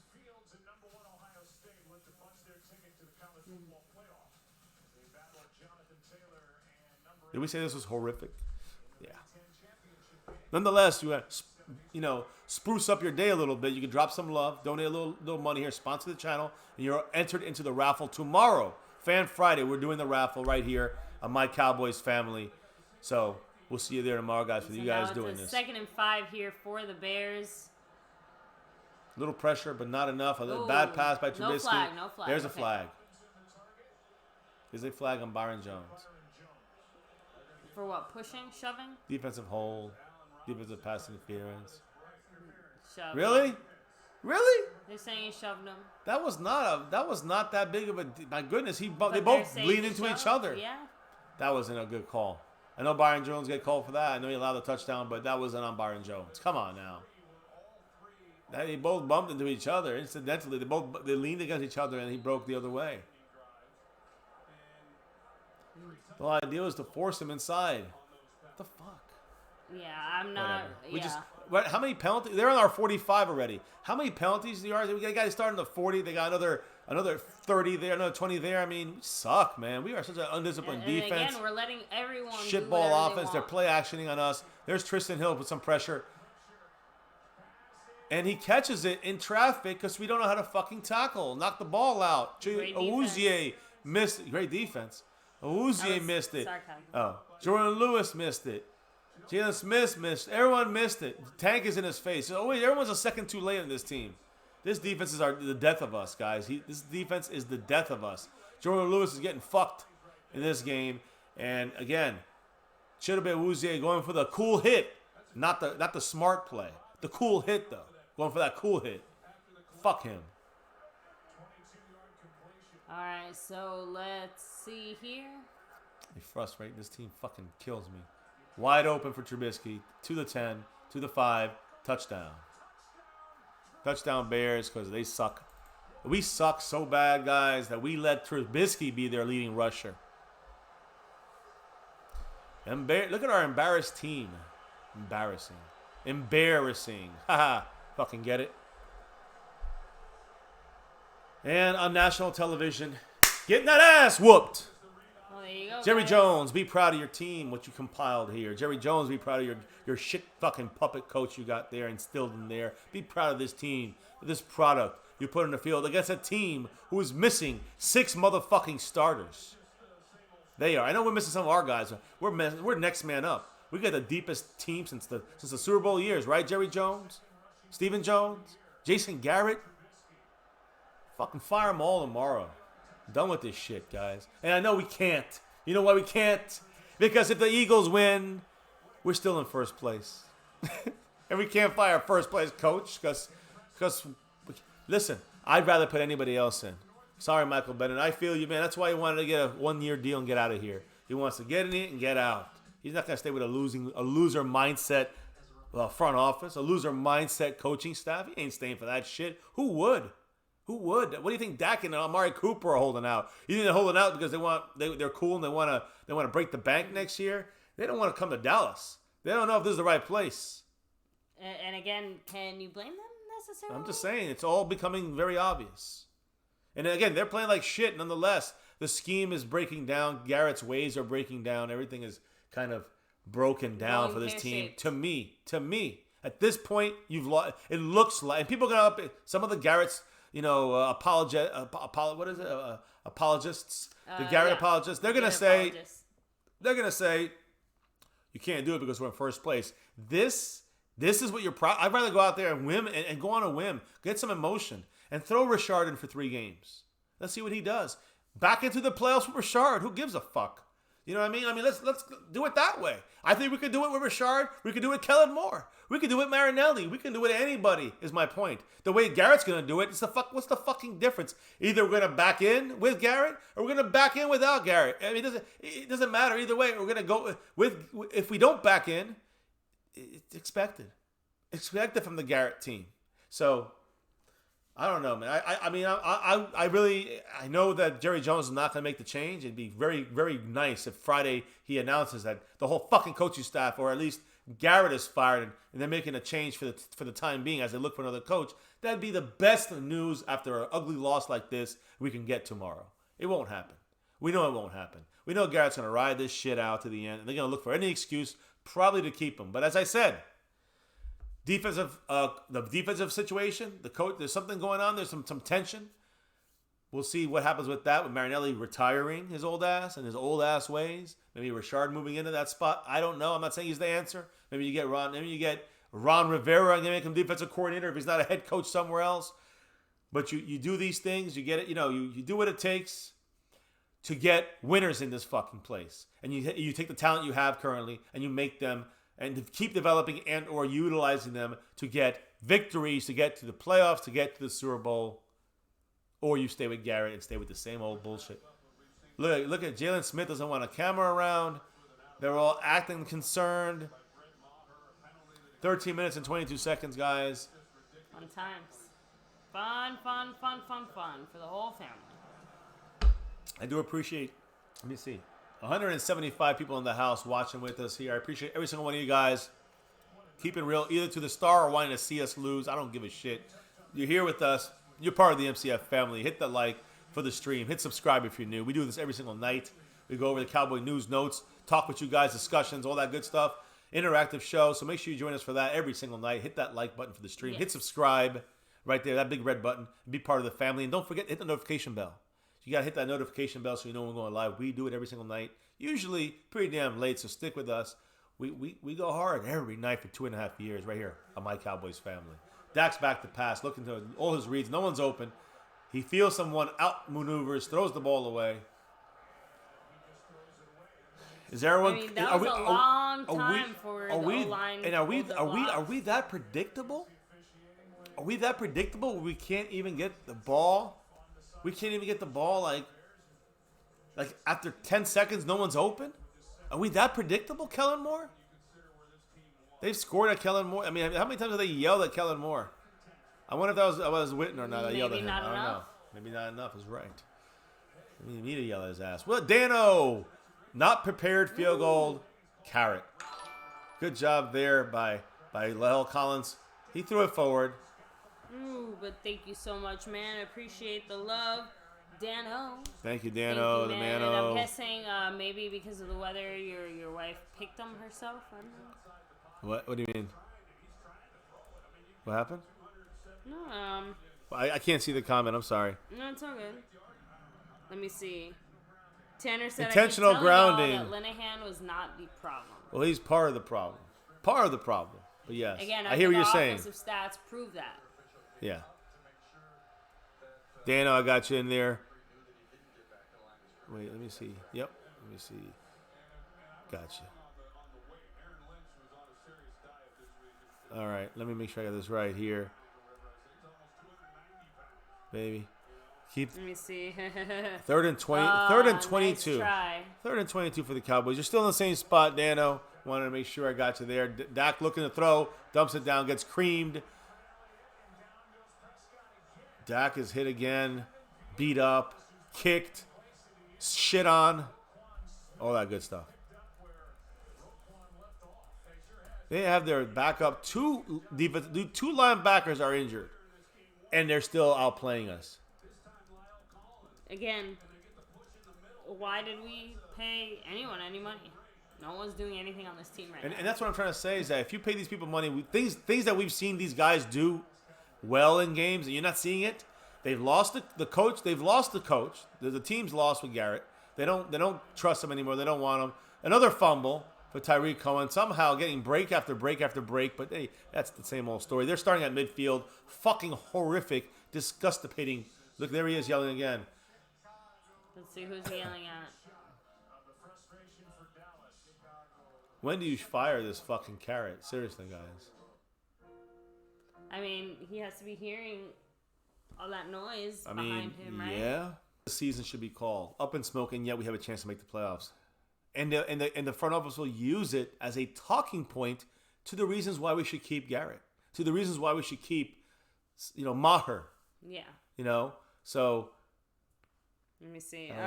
Jason Witten needs to get in Dak's face and cuss him out, said Rattlesnake. Yeah, I'm still not sure who it was that he was yelling at. I know you're saying Kellen Moore. I didn't see Kellen Moore, though. It looked like another player, but there was, nobody else there that they showed, so. I'm going to check. I think I have something on that. Let me check on that. Let me see. Silly said, "Say with me, Dallas fans. Dallas will not see a Super Bowl until Jerry Jones joins Al Davis." Let me see. You know where that is, right? You know where that is, right, baby? No. Dead. Oh. There you go. Tyrone 615 said, "I respect y'all for sticking through this shit stain of a game." Again, guys. Thank you. Even though we'd much rather our Cowboys actually do their jobs, there's nowhere else we'd rather be than right here with you guys watching our Cowboys. Yeah, there's people talking already about the swipe move. Jalen always wants the attention when something good happens. My guy here, number 54, and I love him. But when that camera goes to him, he's like, get away, get away. It's not a good look. Let's be real about that, right? I mean, to me... Can't have it both ways, that's all. And you know what's crazy? This thing gets worse and worse. I mean, he just had a situation. Here's a play to Tyreek Cohen. Gets a nice, 4-yard gain on first down, 12:45. We got to stick through it to the end, guys. That's the way we do this here at My Cowboys Family. And we'll talk it through with you guys, the Cowboy fans out there. I know some trolls that hate us, whatever. Bring it on. I don't give a shit, guys. We rip our team. That's the thing. And you know what I think about your teams? I hate them too. But I respect you for repping your team. Even if they're good, the bad, or the ugly. So, yes. We appreciate you guys sticking out with us. Good, bad, or ugly. And we're going to stick through the team. Fuck Jerry Jones, but the team, that star over everything. And some of these players, fuck them too. If they're not here, they're gone. And I'm seeing a lot of you guys in the chat kind of share the same sentiment as Eric. I know he's not the first one to say it, but just Cowboys need a clean house. Completely fire everyone, get rid of everyone, start from scratch. Well, you mean players too? I think mainly just coaches, but honestly, I wouldn't doubt if they mean players. That's an emotional statement to make in general, but yet it feels right. Feels right. I think you could definitely make an argument for coaching wise why you can clean house. Player wise, I think that you have too much of a solid foundation. Too many good, talented players that maybe are just not allowed to, or given the right schemes to flourish. It's a false start on the Bears. They didn't call it. They didn't call it. There's coverage there by Byron Jones. Of course, cannot make the pick. But no false start call on them. All right, so the play's incomplete. 4th and 7. Clock stops. 11 and a half minutes to go in the game. And you just hope for a big play, right? Maybe we get a touchdown here before 10-minute mark, before the 9-minute mark, we score and make it, make it a 10-point game. I mean, fuck it. I'm trying to exactly. I know. Well, what's the next thing? I mean, what if we return it all the way for a touchdown? 31-21. I'm just saying, you gotta. That's what we're hoping for. That's what it's down to. The last moments. And again, as I said, we can make the playoffs, beat the Eagles, beat the Redskins. Nothing else matters. We win those games, we're in the playoffs. But how happy are you guys? You gotta be really happy about. I mean, we'll be like, yay, we were in the playoffs. Let it go. Jesus Christ, Cobb. Even just doing that. But he can't catch anything. But even doing that, though, is a risk. Like, he fell half-assed, half sideways. I don't know. And again, look at the difference in special teams. Not just the return guys. I know their kicker isn't that great, but look at their punter. Putting it inside, I mean, pinning us back multiple times. I know the one was an interception by us, but the other, I mean, he's been punting the ball damn good. The Bears have been punting the ball real good this game, and making us have to go long distance, 15-yard line. We're starting at 10, 11. We're starting here now on the 5. Fuck, man. I mean. Yeah, 1980 said we can't even beat the Bears. We're talking playoffs. And they're an average team. They're an average team. That's it. And I'm being real here, 1980. We literally, nothing changes from this day to the Eagle game. If we beat the Eagles and we beat the Redskins, no matter what the Eagles do, we clinch a playoff spot. That's what's insane. Yeah. And I'm sure the Cowboys know this. The Cowboy players know this. Mm-hmm. The coaches know it. Even if they act like they don't care, right now the team's lost. But they're not backing Garrett. So, I mean, they have to because he's the coach publicly, of course. But internally, I think I've talked about this a couple days ago, last week's stream. I said that it's the Cowboys are not, like, let's say, giving up on Garrett and the coaching staff on the field. Mm-hmm. They're giving up on them Monday through Friday. On the practice field, they're not really doing the reps maybe as hard as they should or learning as much as they could. Or maybe the coaches aren't giving it their all as well. It's a group fuckfest here, a bunch of guys that kind of given up. I believe this has been kind of showing this way. I mean, it seems like that way internally with the Cowboys. Almost every year, Garrett has coached. There's always been some kind of like, what's the rumors about, Dez and Romo and when we had T.O., I know that was the beginning of Garrett, but and what about the later on issues where now of course is infighting with whether it was Witten and Dez with each other, it was locker room stuff. My point is that there's always something going on with the Cowboys, always some kind of drama, and to me this is just another step in the. I mean, we keep going down this path and allowing this stuff to eat this team alive. And again, you see it on the field. We just can't continue to have the basis of a coaching staff to allow this stuff to get to this point. And they have. Everything's acceptable. Weed smoking. Rico, he's caught in a car with a bag of weed. The next day, he makes the team. Think about it. Talk about acceptance. Exactly. So the game is on, my love. So 11 minutes, 21 seconds left. It's a 1st and 10, fourth quarter. We run the ball for a 4-yard loss. I mean, they have their backups in. He's a backup, by the way. And we still have basically the whole fourth quarter left, guys. And it's like if we were actually showing some kind of we're showing like we're stuck on offense. Like Kellen Moore, Garrett, but there's no answers here. They're just kind of giving up. The team's giving up. The coach is giving up. It looked like it should have been a flag, but. There's a wide open Jason Witten for a first down. Yeah. There you go. Yay. And on a nice note, guys, two MCF family members are going to win. Hopefully, if you're a Cowboy fan, a Cowboys jersey, and not spend money with Jerry Jones. Again, those entered in the raffle right there. Good luck to all that are in this raffle, guys, being done tomorrow. Thank you to South Heaven 88 with his jerseys, quality. Yes. Full 9 yards on these guys, and Dak's throwing down the ball. Wide open Cooper. There, he's over 1,000. And again, keep running. It's not over. They didn't hear a whistle. Oh, okay, they did. All right, so again, there's a nice big play there by Cooper getting his numbers. He gets his numbers, he gets his money.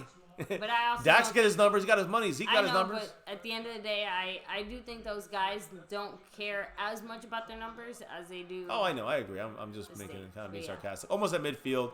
Just under 10 minutes, guys. Dak is calling things out now that we have to score quick. We're down by 17. Dak's looking down the field, gets out of the. I mean, what is he doing running back into? Why would he run back into the defense? Be more aware, Schmucko. Maybe he's just trying to get out of it. Yeah, he got to run to the right. He goes backwards in the pocket rather than left or right. And then he ran into the pressure. I don't get that. But that's the first time he's done that. He's done that a couple times tonight. Dak's playing like crap, man. Dak's playing like crap. These guys, some of these guys are dropping the passes. The scheme and the routes are not working out. Yeah. And again, the Bears are just a damn good defense, and they got half their team as backups. Now. Half their team are backups. The time stopped, which is good, but it's 2nd and 10. We got 3 plays. Predictable play caught by Cooper though against Kyle Fuller, who puts him down right away. Third and 5. I would say 3rd and 5 or so, and Stephen Jones, Jerry Jones sitting there. He knows it's on TV now. 3rd and 4 for the Cowboys. 2 plays to get a first down. Pretty simple. Pretty clear cut. Dak's in the shotgun. 2 to the left, 1 to the right. Well, really 2 to the right with Witten. They blitz right. Dak throws it into bad coverage. I mean, there's no chance. Great job by the replacement of Prince Amakamura, number 22, Tolliver, who at this point, I mean, I don't know why we're going for a 20-yard pass down the field, and we just got to get the fucking 2 yards. Here's what I'm saying, guys. Buster Screen, who's now playing not the corner as much. I mean, he always plays the nickel, I think, but now he's playing the corner more often. Now we got trips left, it looks like. And another 4th and 4 down. Zeke over there. We should just run Dak, but hey, look, right now we're too bunched up. We're moving Cooper to the right side in motion. Not sure what they're going to do here. And Dak's looking. He dumps it down to Zeke for an incompletion like last week.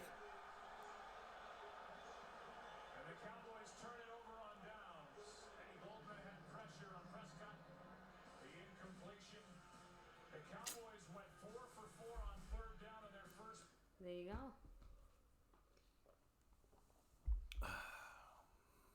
It feels like the Brett Maher missed field goal.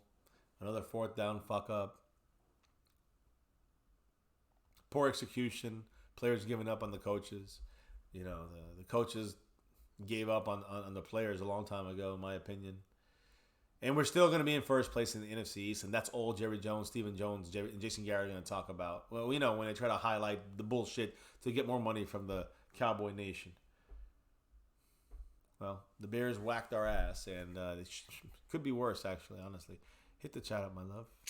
So I'm not really in a talking mood bet right you're now. not clapping, you carrot, said Rudy.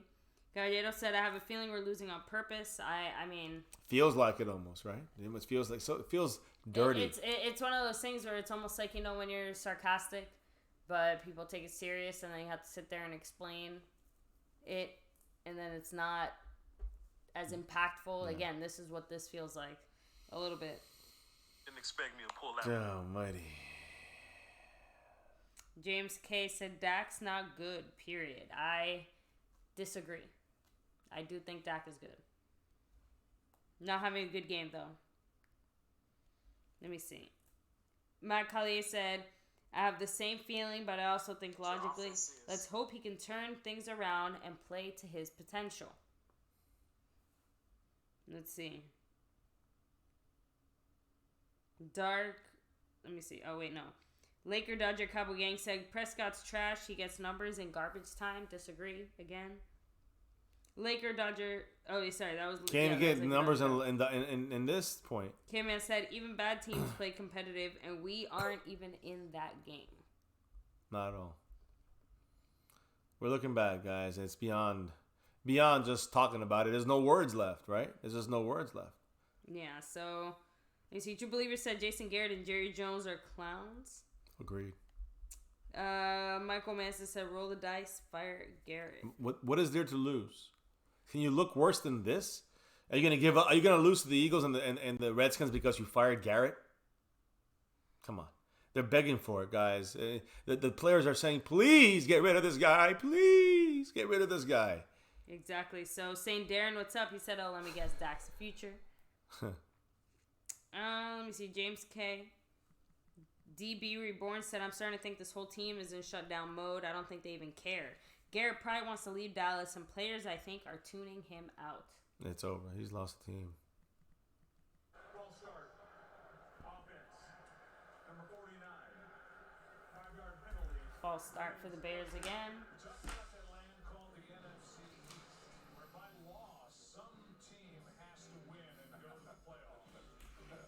Here's the upcoming schedule. Obviously, we know the Bears here for the Cowboys, and they're at home against the Rams.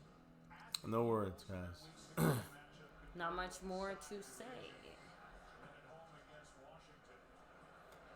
In and out. Montgomery somehow goes into a hole, jumps back out of the hole, runs down the field and gains 3 yards. On a play he shouldn't have gained any yards.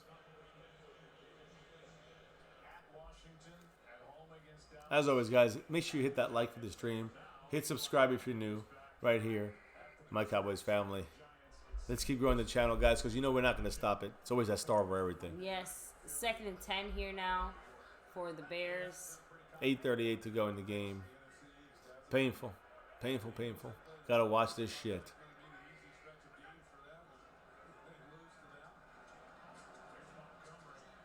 We can't tackle, like little Jay said, my daughter, we're not able to tackle anybody. On the first hit, every contact, the first contact, they break a tackle every single time. It's incredible. It's incredible. Let me see. Oh, man. Hurts.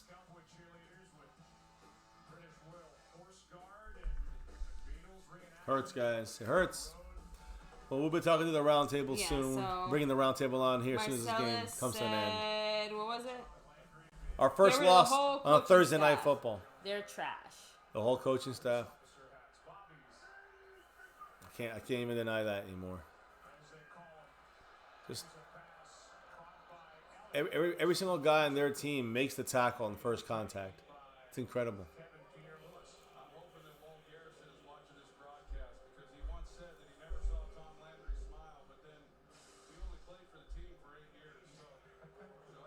Make sure you don't forget to subscribe, guys. Almost at 5,300 subscribers, family members here on My Cowboys Family.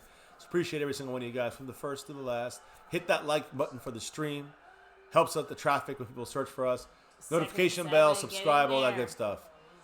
There he is, wide open for Gallup. Goes out of bounds. The 40. 7-11 left to go. No, the Cowboys just got to get down there and just hurry it up. 7-11 to go.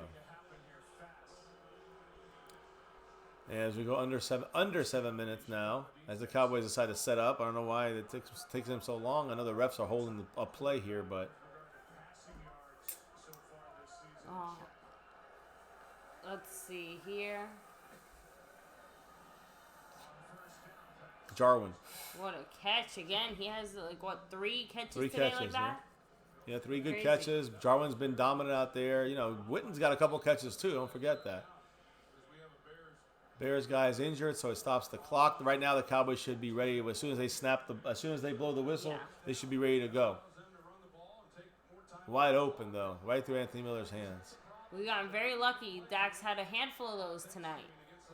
Yeah, but that's the Bears. No, that's what I'm trying to say. That Dax gotten very lucky that they haven't been able to complete it. You know, who is it that's hurt? Why would Dak be lucky? I'm confused. That he dropped the interception. No, baby, that was the offensive play, my love. That was Trubisky at the Okay, Anthony my Miller bad. on the third down play. That's why I was confused. Like, what are you talking about? Sorry. But, Damn. So, Bears player was hurt. 95. He's coming off the field. The last thing I saw was Michael Gallup catching the ball. They're just talking how bad this night's been for the Cowboys. Like, it's just ugly, bad night. Back against the wall the last couple of weeks, like Troikman's saying, no lies there. And every single time we get back against the wall, what do we keep doing? Losing. We're not coming through. We're not winning. Yeah, baby, our offense is out there. So, again. Baby, I'm sorry. You lost. You were out of touch for a second. That was the offensive pass. To Anthony Miller, he dropped the pass. That was Byron Jones when he went up there. The guy had an easy completion. Oh, they were showing a replay. Yes, Gotcha. my love. Sorry, No, I know, but I'm just saying. But they were just showing it. That's why you were. Because I was reading the chat and I look up and I just see a Bears player. I assume it's the defense. 45-yard line. We're driving the ball here. Dax throws a very predictable pass to Witten. This time he's double teamed. It almost gets intercepted. Blah blah blah blah blah. Dax gotten really lucky all night long. I'm seeing a lot of predictability here, though. A lot of the same plays by Kellen Moore, which is surprising. Is he turning into Linehan? I think, honestly, he's run out of tricks. That's it. I think that's the biggest reason. I agree with you. I agree. It's just he's not, yet seasoned enough, veteran enough for him to really come up and have these adjustments for a full season. Be Not crazy. just that, but part of We his won't beat the playbook, Eagles if we play this way. playbook is that we have to allow it to kind of develop naturally on its own. Well, I guess. Dak has a lot of time. Throws the ball wide open to Gallup inside the 20. Just don't fumble. He's trying to get out of bounds. He does. To the 19-yard line. There's a flag because we blocked in the back. Stupid Tavon Austin. Block in the back. I saw it. Gallup's hurt as well. If Gallup had just went, what the fuck? He just would have went down. It just would have been, that's it. It's a block in the back by Tavon. Right here. There. And that's not even a block in the, really? That's a block in the back? It's a helmet to helmet? Really? I'm That's not a really bullshit sure what it call. is yet. Personal foul. Blindside block. Number 10. A 15-yard penalty from the spot of the foul. Remains second down. We were in the red zone. Now we're in the 35. It's incredible. It's incredible. This is, again, but Cowboys have to set a record for like most weird penalties. well, and that's my point. We're weird penalties. We can bitch about the refs, but I said multiple times we have to overcome the refs. Why can't we? Bad coaching. Someone's hurt. Someone's hurt. Injury well, Yeah, another Bears all the player Bears down. guys are getting hurt here. Well, the thing is, again, unfortunately, we have a lot of guys. The Cowboys will be wearing those Banged up. cleats. Those Mike cleats. They'll be wearing them against the Rams in 10 days. But at this point, can we just fast forward to the Philly game? This team ain't ready for the playoffs the right way. At best, they're ready for the playoffs the backed-in bullshit wrong way. Sorry, I didn't mean to See. interrupt Oh no, you. you're Just so fucking you're pissed. right on. 5 minutes and ticking in the fourth quarter. Shotgun for Dak. Bears have 31. Two on each Cowboys side. 14. Dumps it down to Zeke for an easy first down. And there you go. And then time keeps running, 18-yard line. And it's not a first down. It's second and inches. Whatever. Who gives a shit? Just pretend it doesn't matter. Because they just got to get the ball down the field into the end zone. Case closed. And again, this is just to make it look better. This is not to necessarily you're going to have a chance. They're blitzing left side. Oh, he's on the And in the middle, too. All little over. line there a little bit. Threw it up over on top for Bobby Cooper. Touchdown. That's a touchdown. What a play by Cooper. Hurt and all. Is that a touchdown? What a catch. Yes, it is. What a play. At least a good play by Cooper. Nice pass by Dak on that one. I mean, again, That's I know it's not. That's a pillow, a It drop. feels a little too late, but What a play by him. What a play by Cooper. Keep both feet in. Because what, he catches it here, it taps 2 feet, 3 feet. he just made sure to get his feet in is the point. Great job. Great job by Cooper right there. Showing you why he deserves to get paid. And Dak making a nice agree. pass there, getting the read under pressure. But 31-20. Will he make the extra point? Maher is going to hopefully make it. He better makes it. LP blocks. It's up. It's good. Down by 10 with 4:29.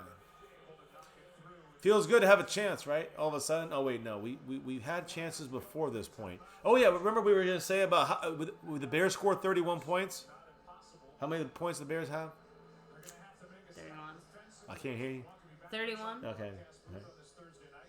Hello, darkness, my old friend.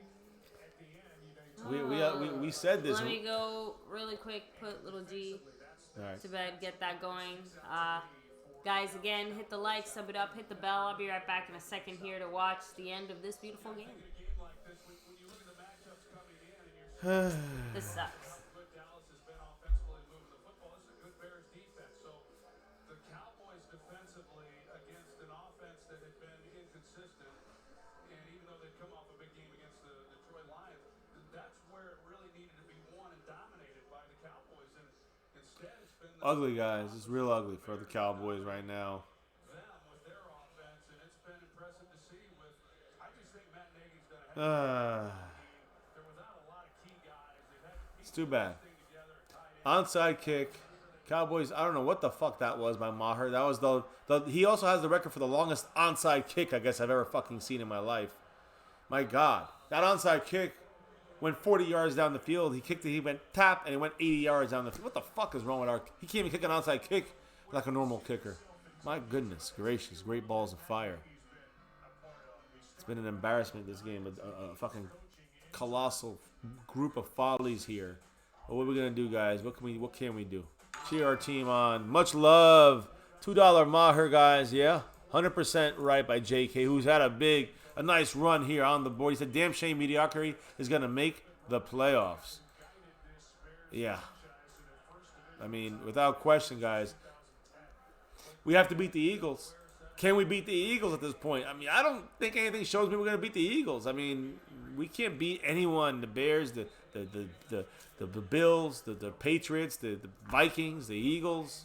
I don't see it. I don't know. I don't see it. We got 3 timeouts, 2-minute warning, and I don't know.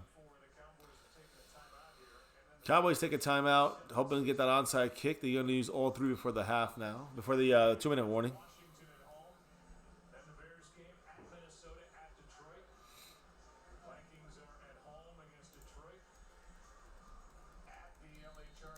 Let me put you on the board. Appreciate you, JK, on the board here, who's also got a good run here, upping their chances to get. Let me put a T on there for a tie. To get that jersey, the raffle is tomorrow, JK. Don't forget. This is the white Cowboy jersey. Your home team is a good stop. You call timeout. 4:14, and now it stops on 3rd down and long. And now here's what it comes down to. You control your own. Again, I hate saying this because we get into this like we're back in the game. But you control your own destiny, I guess you can say, in this sense, where you got to score. If you get a stop, I'm going to get all this craziness up, and then they're going to let a first down, and that's the game. But you have to get the stop here. Force the punt. You're going to call timeout after this play. If you get the stop, you call timeout. Force the punt. 3rd and 9, they're showing pass. I suspect they're going to probably try to run here. Trubisky is saying something about eat. He's calling an audible on the line. I'm suspecting they're going to probably run to the left. Oh, maybe they're running. Yeah, run to the left, run to the right, maybe. I don't know. No, not a run. It's a pass. And dumps it out. First down. I said all that for nothing. Like I said, guys, they won the game. Cowboys can't do shit. Again, another 3rd down, man. It's almost like I'm glad I didn't go into the explanation of what we needed to do because we just lost the chance, guys. That's it. That's game.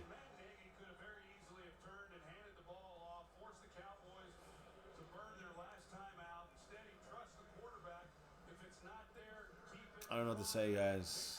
Wish I could say something better. I'm sorry. I'm sorry the Cowboys suck and they used their last timeout.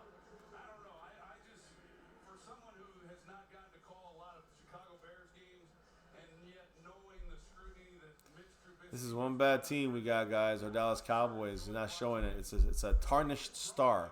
Starting with, Jones, Jerry Jones and Steve, but they've been tarnishing it for a while.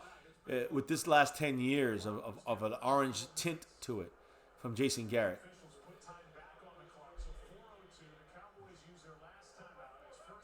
4:02 to go, guys. 1st and 10 for the Bears on R48. They're just going to run the clock out here. Plain and simple. Got to hope for a turnover. I mean, we can't even make a fucking tackle to save our ass.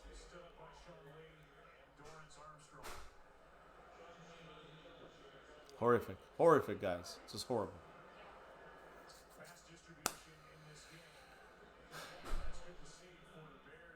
3 minutes and 40 seconds. We can't stop the clock other than the 2-minute warning. So the only hope is to get a stop here, a touchdown or a field goal, get the onside kick, touchdown or field goal, whichever is the one we don't have, to tie the game. Lil G wanted me to let you guys know, go Cowboys. It's like, no matter what.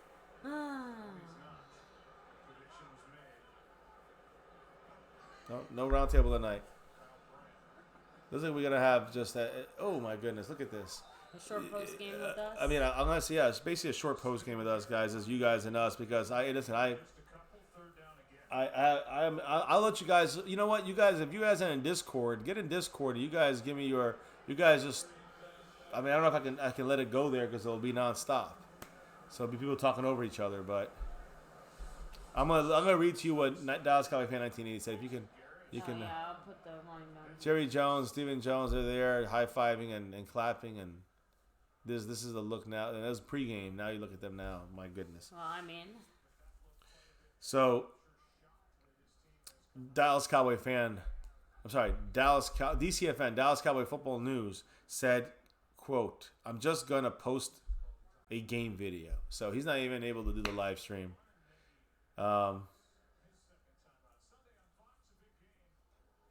Dallas Cowboy fan 1980. Sucked out of the power right here, guys. A late night for him, too. So it's a school night for everybody, so to speak. But he said, quote, just got my live stream out of the way. This team doesn't deserve an opinion from me. Good night, everybody. So Dallas Cowboy It's a Nation, rough time to be a Cowboy Dallas Nation Cowboy right fan now, right now. is suffering here. We're on here, though. We're on here, guys, and well, I mean, I don't even know what to say. That's why I want to let you guys talk, because I'm sick of talking. I've talked everything. I'm feeling like The thing is 1980. that they're basically saying what we're saying, just slightly different words. The best thing that can happen for Cowboys Nation is a boycott, said B Think Sharp. We've been saying that since the Lenahan, right? The Lenahan's issue. Yeah. So agreed. OMFG Google said this game sucks eggs. Rotten ones. Oh yeah. So Caveman said, hey, at least we can finally draft a starter in this next draft. If we do not go for Starter a in safety what? in the first round, I will Cornerback? probably blow up. Cornerback. Safety.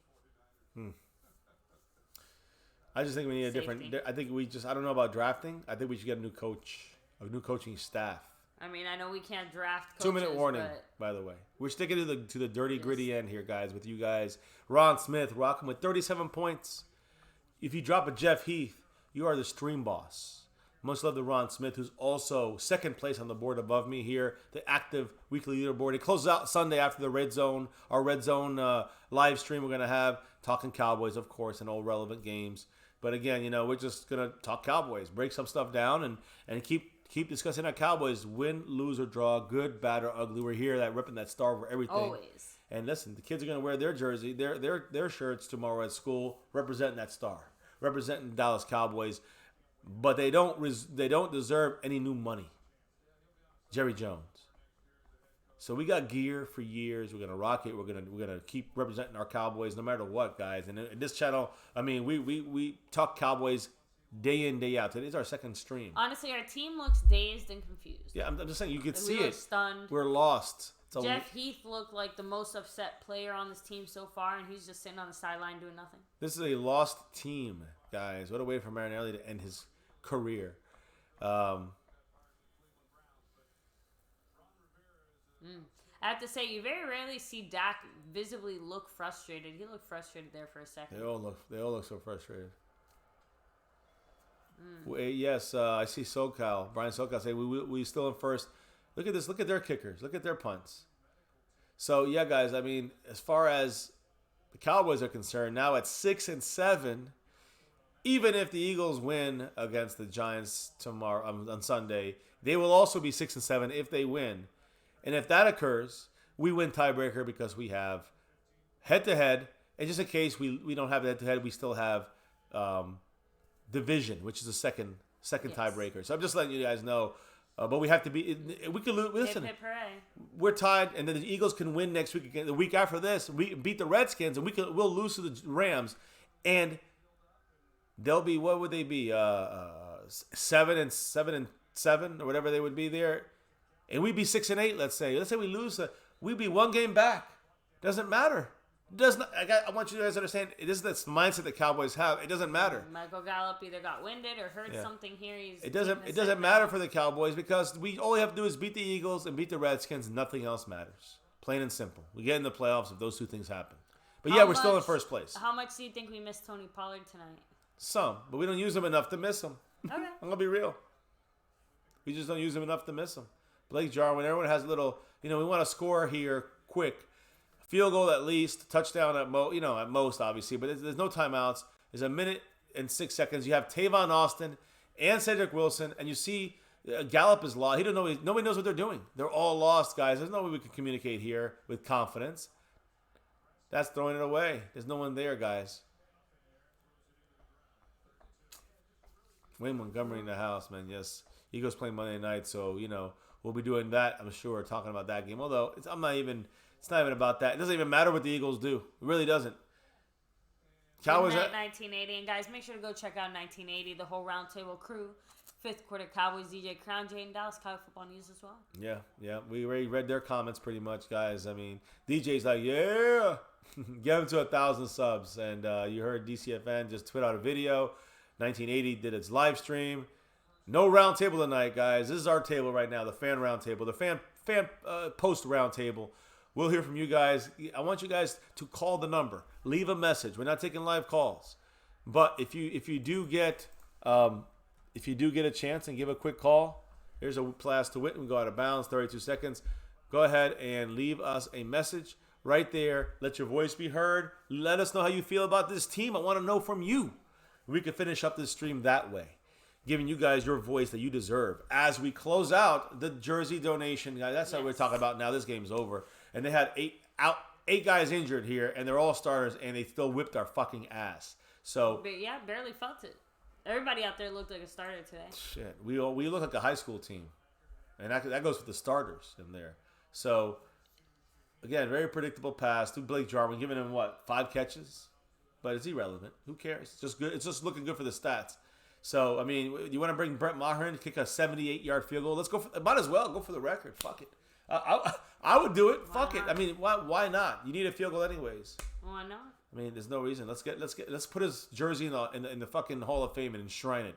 Schmuckos. Gives him. It's exactly the way we do with the way we do with Garrett. It's like if he gets us in the playoffs, back-assed into it, and luckily slipping in with a 7-9 or 8-8 record, they're gonna hang their head on that and say, "Look what we did. We got our guy, our coach. He's the man." Dak's going down the field for the end zone. Cedric Wilson almost made the catch. Man, if he had pulled it in somehow, it would have been a touch. I think he hurt his knee, though. He is done he's done for the season. Cedric Wilson twisted his... can't catch a break. Cedric Wilson twisted his knee up. And great coverage. I mean, look at... right there. Something popped. Right there. Pop. Right there. Hyperextended the left knee. That's that MCL. That's the ACL, MCL... catastrophe that was right there. Bam. What Antoine Woods has been dealing with. Yeah, right? That's a twist. No. He lost his balance falling down, and now he's done. So another one bites the dust, guys. I guess we'll see Devin Smith next week. I mean, I don't know why we haven't seen him there for such a long time. For the longest time. Again, Cedric Wilson, love him, but is Too he a injury Cowboy prone. that's going to be repping the star next year? I don't know. Well, he'll be fighting for a spot, but he's still under contract.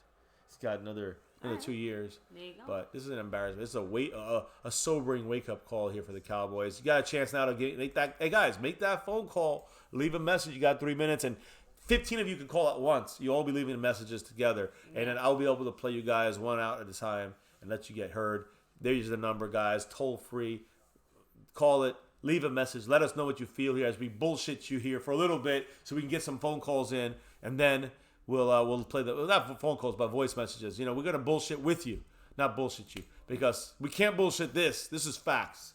Anybody who says this is not on the player execution, on the coaches to get this team ready, the preparedness is lying to you. There's a lot of player execution issues, a lot of issues with the way things went down in this game, but the coaching, the way we're not prepared for every single game. Every game we're up against our backs against the wall, and a team with supposed talent. And even if we don't have talent, I've seen other teams without talent, and they're pulling out victories. They're doing shit, and they're beating teams that don't have their players all there. I mean, the Jets beat a team that didn't have their left and right tackles. Oh yeah, us. They took advantage of our weaknesses. I know. Yeah, give Garrett that John Gruden deal, said Talsang. No, thank you. Nathaniel, it's not that 1980's done with this team. He's just done for today. After working all day and then coming home to this and putting in the 3.5, almost 4 hours of watching our Dallas Cowboys. He made his video, shared his thoughts over on his page. He's done for the night. Well, we got 2 phone calls already, 2 voice messages. Dak's throwing it down the field. There's a catch by Cobb. Get out of bounds, baby, or get a touchdown. Just make it exciting. Now, do you kick the field goal? You make it a 1-score game? You know what I mean, guys? What is it almost making it look like we're hanging in there with this final score? I mean, the touchdown would be nice because at least I know makes us feel better, not than anything. 31-28 in a game we got blown out. We're going for the kick with the Maher special. Oh, I listen. I obviously I hope he makes it, but I almost hope he misses it because there's no way you could even though it doesn't make a difference. You can't excuse this, right? If he missed it. How many yards is it? This is got to be 20-something. 31 yards. 31-yard attempt. Let's see. There he goes. I mean, puts it in. 8 seconds to go. We need an onside kick, recovery, Hail Mary, and then we tie the game. Yeah. Well, it'll be some kind of stream if that happens. Let me fix this. And of course, everyone will give credit to Garrett for holding the team together. If that was to happen, that would crack me the fuck up. Because we know the reason would be the players outdid the coaches once again. So, but it's not going to happen, guys. And again, we're being real here. 8 seconds to go. Onside kick about to take place here, as we settle for the field goal there. The field goal over the extra point. 31-24. And as you can see here, I'm about to put up the final sign up with 8 seconds to go. Again, it just takes one play. One onside recovery. The last half-assed onside kick Maher did bounced 87 yards down the field. He's 0 for 3 on onside kicks this year. So, 25% of the time he'll make it. Let's see which way he goes here. There's a timeout, Bears. They wanted to see how the Cowboys lined up. Well, let's see. 182 people in the house. Appreciate everybody in here. Don't forget to hit that. We should have 182 likes. Come on, guys. Even the trolls got to hit the like. Hit that like button. Subscribe if you're new to right here, My Cowboys Family. Hit that notification bell so you know when we are live right here. It's a nightly thing. We interact. We talk Cowboy news, Cowboy info, Cowboy discussion. And we're going to have a lot to talk about tomorrow and the next day and the next day. But, of course, the raffle. If you're a fan of the Bears, of the Eagles, of the freaking Chargers, whoever, we got jerseys. If you win, you get a jersey. Free jersey, guys. Drop a donation, drop a donation, sponsor, whatever, and you're entered into the raffle. Let's see what happens on this onside kick. Who gets lucky here? We kick it slowly, surely. It is recovered by the Bears. Game over. Game. Oh, Cowboys got it. Oh, no, they don't. At least it's over now. Official like. This is the end. My only friend at the end. It went through his legs. It was almost there, a chance there. Goodwin was right there. First guy up.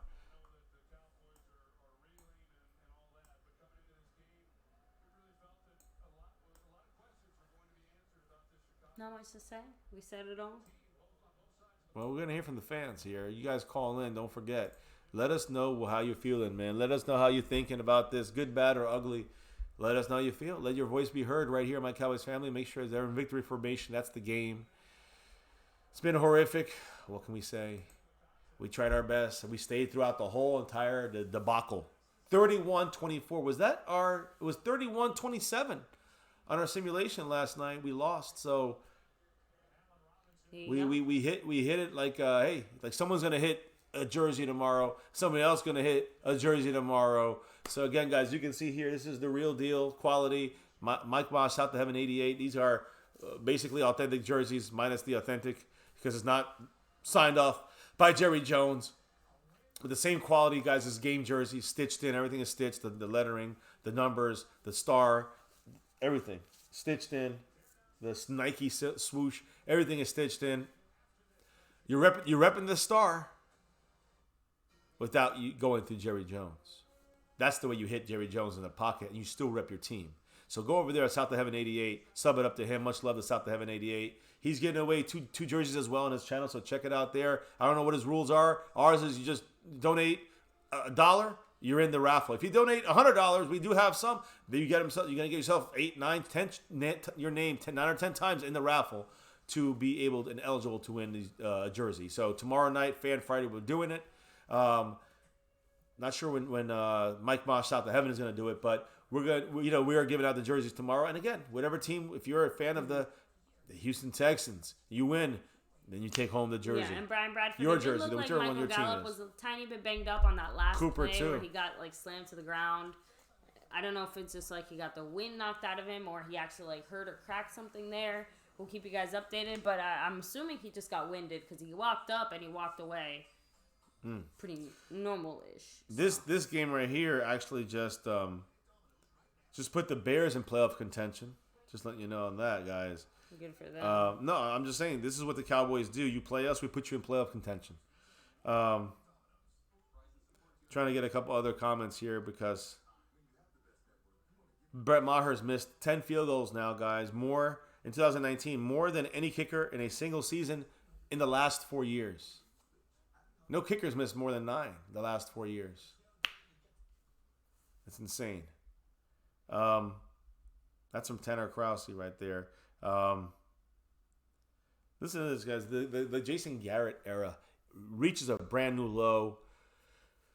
Yeah, it looks like a close score. You might see Garrett and Jerry Jones, Garrett, and Stephen Jones say, "Look, and hey, the guys followed Garrett. They followed him. They followed behind him to the end of the game. They kept it close. We had still a chance to win at the last kick. Other than those last 8 seconds, they might say this. They might feed us that shit." Yeah. Cowboys dropped a third straight game in a row, 6-7. We are still, no matter what, in first place of the NFC East, or the NFC least. With a 6-7, we'll be tied with the Eagles. If they beat the Giants on Monday night, I'm sorry about that, by the way, in Philly. If they beat the Giants with Eli Manning, by the way, if they beat the Giants on Monday night, the Eagles will be 6-7. We win tiebreakers, so we're still in first place. No matter what, we're still the top seed in our division. Again, failing upwards has never been a more true statement than this Dallas Cowboys this year. And if somehow the Eagles drop their game, which they might, if somehow they drop their game to the Giants, that'll put us a game in front with tiebreaker, and it kills the Eagles' ability to win the second tiebreaker, which would be impossible for them to win. So it'd be a big loss if they lost to the Giants, the Redskins, the Giants at the end of the year, or us, of course. They're all NFC games, and that's why the Eagles got to go 4 in a row. I don't think they can do it. But can we do it? Can we even beat the Eagles at this point? I don't know what the chat's saying, but let me know. I know DCFN said this, quote, Dak sucks, end quote. That's Dallas Cowboy Football News. I'm just letting you know his words right here. But it's about freedom of speech. We let you speak your mind. It's okay. Let me see. Devontae said all they need to do is worry about winning. How about the Texans? Said Keith. Let me see. Texans. So listen to this. You want to hear something? Remember I said about last week when we scored in the first drive, it took 51 minutes and 33 seconds before we scored again? Yeah. Tonight, after the first drive, we scored a touchdown, the same thing. It took 38 minutes and 53 seconds. It took us over 2 quarters before we scored again. 2.5 quarters before this is unacceptable. But it's accepted by Jerry Jones, has been for 30 years. It's been accepted by Jason Garrett for 10 because it's been allowed. So Garrett is good with it, and it's been accepted by the staff, by the players to some extent. I think that can change. You get a right coach in there, you can change the mindset of the players. But these coaches, they're too stubborn. They're going down with the ship. I mean, Garrett's still pushing for Maher to stay with the team. Unexplainable. I can't do it for you guys. I can't explain it for you guys. But there's one thing you got to know, guys. There's no jumping off that wagon, that bandwagon for the Cowboys. I'm on it for life. So is fiance, the little G, little J, both of them. We're all on it for life. Cowboy fans, stay true to your team no matter what. Just be aware where you're spending your money when it comes to Jerry Jones and giving them money to pay Garrett's contract and pay these other coaches' contracts. And pay, if you don't like the players, pay some of those players' contracts. And there, Roddy Rooster showing us. Ooh, Roddy Rooster at the $2 holla saying Garrett can't coach a winning team. He can barely coach this average/losing team. It's crazy. I mean, and let's be real, guys. We are talking playoffs, not because this team is going to be super successful, because we will be getting the NFC East by default as of now. And we have to do something in the playoffs other than just show up and get our ass beat. Right now, it looks like we're going to show up and get our ass beat. Roddy Rooster, appreciate you, brother. Appreciate you here dropping your love. And again, I think you're entered. If you're not entered, you will be entered. And if you are entered, you'll be powered up a little bit more with your drops there. So I appreciate you, brother. Gotcha, man. Thank you. Putting up on the board right now as we speak. So here, go ahead. Hit the more chats up there. Carolina King said, I don't care if you never win again. Cowboys for life. Correct. I mean, hopefully agreed. We win again. But no yes, Cowboys for life. Yes, we have to. We better damn win again. But yes, as always, Cowboys for life. The star over everything. That means over all the all-time great players, all the current great players, and all the shit coaches we have, and over the owner we have. It's always the star over everything. Remember that, guys. We were there for the draft. Ain't no joke. We're Cowboy fans for life. Till death. Remember that. So I do have some audio to play from you guys who called in. I don't know if we have any other new callers, but we have 175 in the chat. Appreciate everybody in here who's still sticking with us. Again, guys, hit the like button, subscribe down below, hit the bell. We're live not just today. We will be live again tomorrow, guys, talking about this, breaking things down. It'll be Fan Friday as well, so we'll be announcing the winners of the giveaway.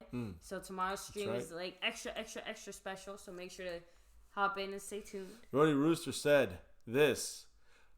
Roddy Rooster here. The team lacks leadership. I don't think our offense is the problem. It's the defense and Jason Garrett. The defensive coordinator doesn't call the right plays, and Jason Garrett can't coach a winning team. Maher isn't going anywhere because of his 60-plus yard field goals. I hope Jerry Jones makes the right decision to fire Garrett. By the way, my cold is starting to go away, and I'm almost at 100%. Fantastic, Roddy. I'm happy you're feeling better, at least in that side of things. Not the cowboy life, but we understand it, man. Trust me, we understand it. We're gonna have a couple other people speak here tonight. I wanted to hit a couple last comments and give you guys a chance to make the calls if you still wanted to, guys. All you guys, right? Oh, that's Roddy Rooster there. Yeah, wrong thing there. Let me do this. As fiance hits the America's team my ass, said Lewis.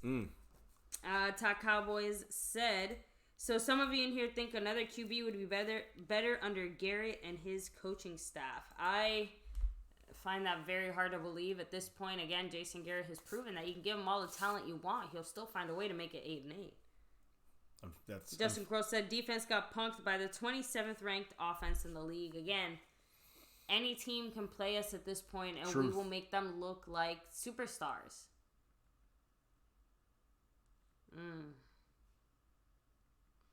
So, defense is once again a weakness, just like the Romo era, said BB13. Yeah, we thought we finally had figured out the solution to fix it.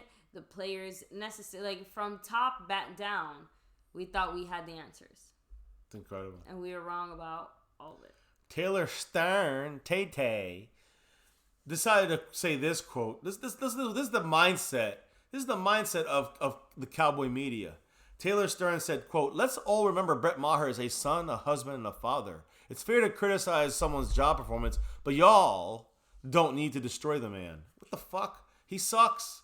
Do your job right and you won't get criticized. This is not fucking millennial central here. This is fucking man up situation here. And that's not sexist or all that terminology bullshit. It's real. Just get over it and you got to kick the goddamn ball to the fucking goalpost. You can't do that. Get off the fucking team. Someone who's on this team is open-minded movie man. Much love to OMM. My message 5 minutes ago. Wasted season. Honestly, I think we're gonna hear it. That to me is the thing that really hurts.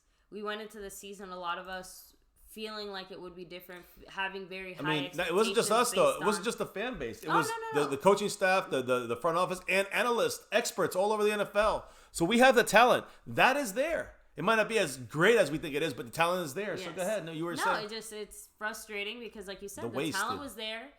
All the felt like all the stars were aligning, and then one by one, something happened, and then the defense progressively just kept getting worse. We're and not worse. Killed by injuries either this year. We're not getting killed. We're usually doing better than the other team. Faucet on, but it's not just running water. It's just a drip, drip, drip, drip, drip, and next thing you know, your house is still flooded either way. It just took a little longer. Well, true fans would have seen this coming. I think we all seen it coming. The ones that know. Forget the true fans, coaches. Like seriously, yeah, that's their job. We're the ones sitting here, like horrified at what are we watching? What are we seeing? Why is it that it seems like we are the only ones seeing this? Are we living in the Twilight Zone? But no, feels like it. The coaches just deliberately choose to ignore some of this because reasons. Jerry Jones ignores it because I don't know. That's what I'm saying. It just we've moved past logic. We're might as well start guessing. Grab your tinfoil hats, guys. Sad day in Cowboy Nation, but I will say this: not completely unexpected. Not unexpected. We've allowed this to occur. So it's definitely not all the coaches. I will agree with that. Oh, yeah, I agree. Both sides of the ball. Do you think some of the players are playing kind of down because of the way the coaches have not responded for the team and getting them ready? I think it's more about the fact that these players are playing down, and I think it is a slight reflection on the coaches for not being able to get their players playing up. Not saying that that's my point, right? It's not all the coach's jobs. I understand. Because obviously you can't control how someone's feeling or acting. But overall, you're telling me no one on this team bought the message? No one? Not one? Like, no one other than Dak. I mean, I don't know. It feels like. It feels like it. And that's the thing is if it's no one other than Dak, then has this team been hanging on by a string all these years? I mean, they've been believing in it blindly because Dak believes in it. I mean, I know because I clusterfuck. Do think overall, like, the player factor was always big in Dallas. We had players who would come up and make big plays. But right now, I feel like we're just scheming our way out of all those plays. Like, from day one of the season, the regular season, this team looked clunky. And we couldn't figure it out. We haven't figured it out since then. Not once. That's not surprising. Again, I'm kind of thinking like kind of like upset, but also I can see why this was happening. I can see this happening. This is not a surprise, as far as I'm concerned. I think that's the biggest thing. The fact that we expected it, we figured, we knew. We knew it was on the horizon. Definitely possible. Much love to Ponji by who? I don't know if I'm saying the name right. Been watching this for a while. Chris is a Cowboys fan here. Yes. There's other Chris here. Whatever's clever. Entertainment, yes. We are into our team. We love our team with passion. Whatever's clever, figure that one out. If you're clever, you'll figure it out. Westworld, who I know posts a lot, says Kellen Moore is Lenahan 3.0. So, listen, one more time. I'll put the number down for the last calls here who want to be heard. Yeah, let me see. About our Cowboys or about this game. If you're a Bears fan, David Martinez said it's going to be the same thing every year, even with the new head coach. Jerry Jones is your guy's problem. He won't let a coach do what he wants. He just wants a puppet. And that's something we've been saying for years. Carrot the puppet. But here's the difference. Wade Phillips. I'm not 100% optimistic about this, but I'm like 90% optimistic. Stephen Jones has taken a more active role as Jerry Jones has stepped back a little bit. So I'm hoping that if we do see a head coaching decision, Jerry will obviously be involved, but I hope the ultimate decision does rest in Stephen's hands. That's one way to go. And also, the fact that maybe Jerry Jones is like, because still Jerry Jones is going to sign off at the end. Maybe he's going to say, hey, you know what? Let's make sure we, don't get so meddled and involved like in the way of managing the football team. Yeah. You get involved and you get the right players in there. You go with your scouting department and then hands off. Let the coaches coach. If you can get that mindset and let Stephen Jones pick the coaches and pick some of the players, and then we have a shot to get. But if we don't do that, this is what you're gonna see. You're gonna see more of these kind of years. We had Jimmy Johnson, who was supposed to be a puppet, was fired 5 years later after winning back-to-back Super Bowls. Then you saw puppet after puppet after puppet. Then you saw Jimmy. Then you saw Bill Parcells given 3 years, built the team back up literally in 3 years out of nothing. When Romo was a practice squad quarterback and got this team in the right direction, jumped ship because couldn't take Jerry Jones. And then it's been puppet and puppet. Wade Phillips and Jason Garrett. Yeah, Justin Kroll said, I seriously think Rod Marinelli is going to get fired, That's I think they'll have him retire before that. I really do. I think they'll have him. Just reminds me of, like, oh, yeah, sweetie, we sent the dog to the farm. It's like, yeah, farm, a.k.a. you got him put down. Like, that's what Marinelli is being allowed to do. He's being allowed to retire. Exactly. He's retiring.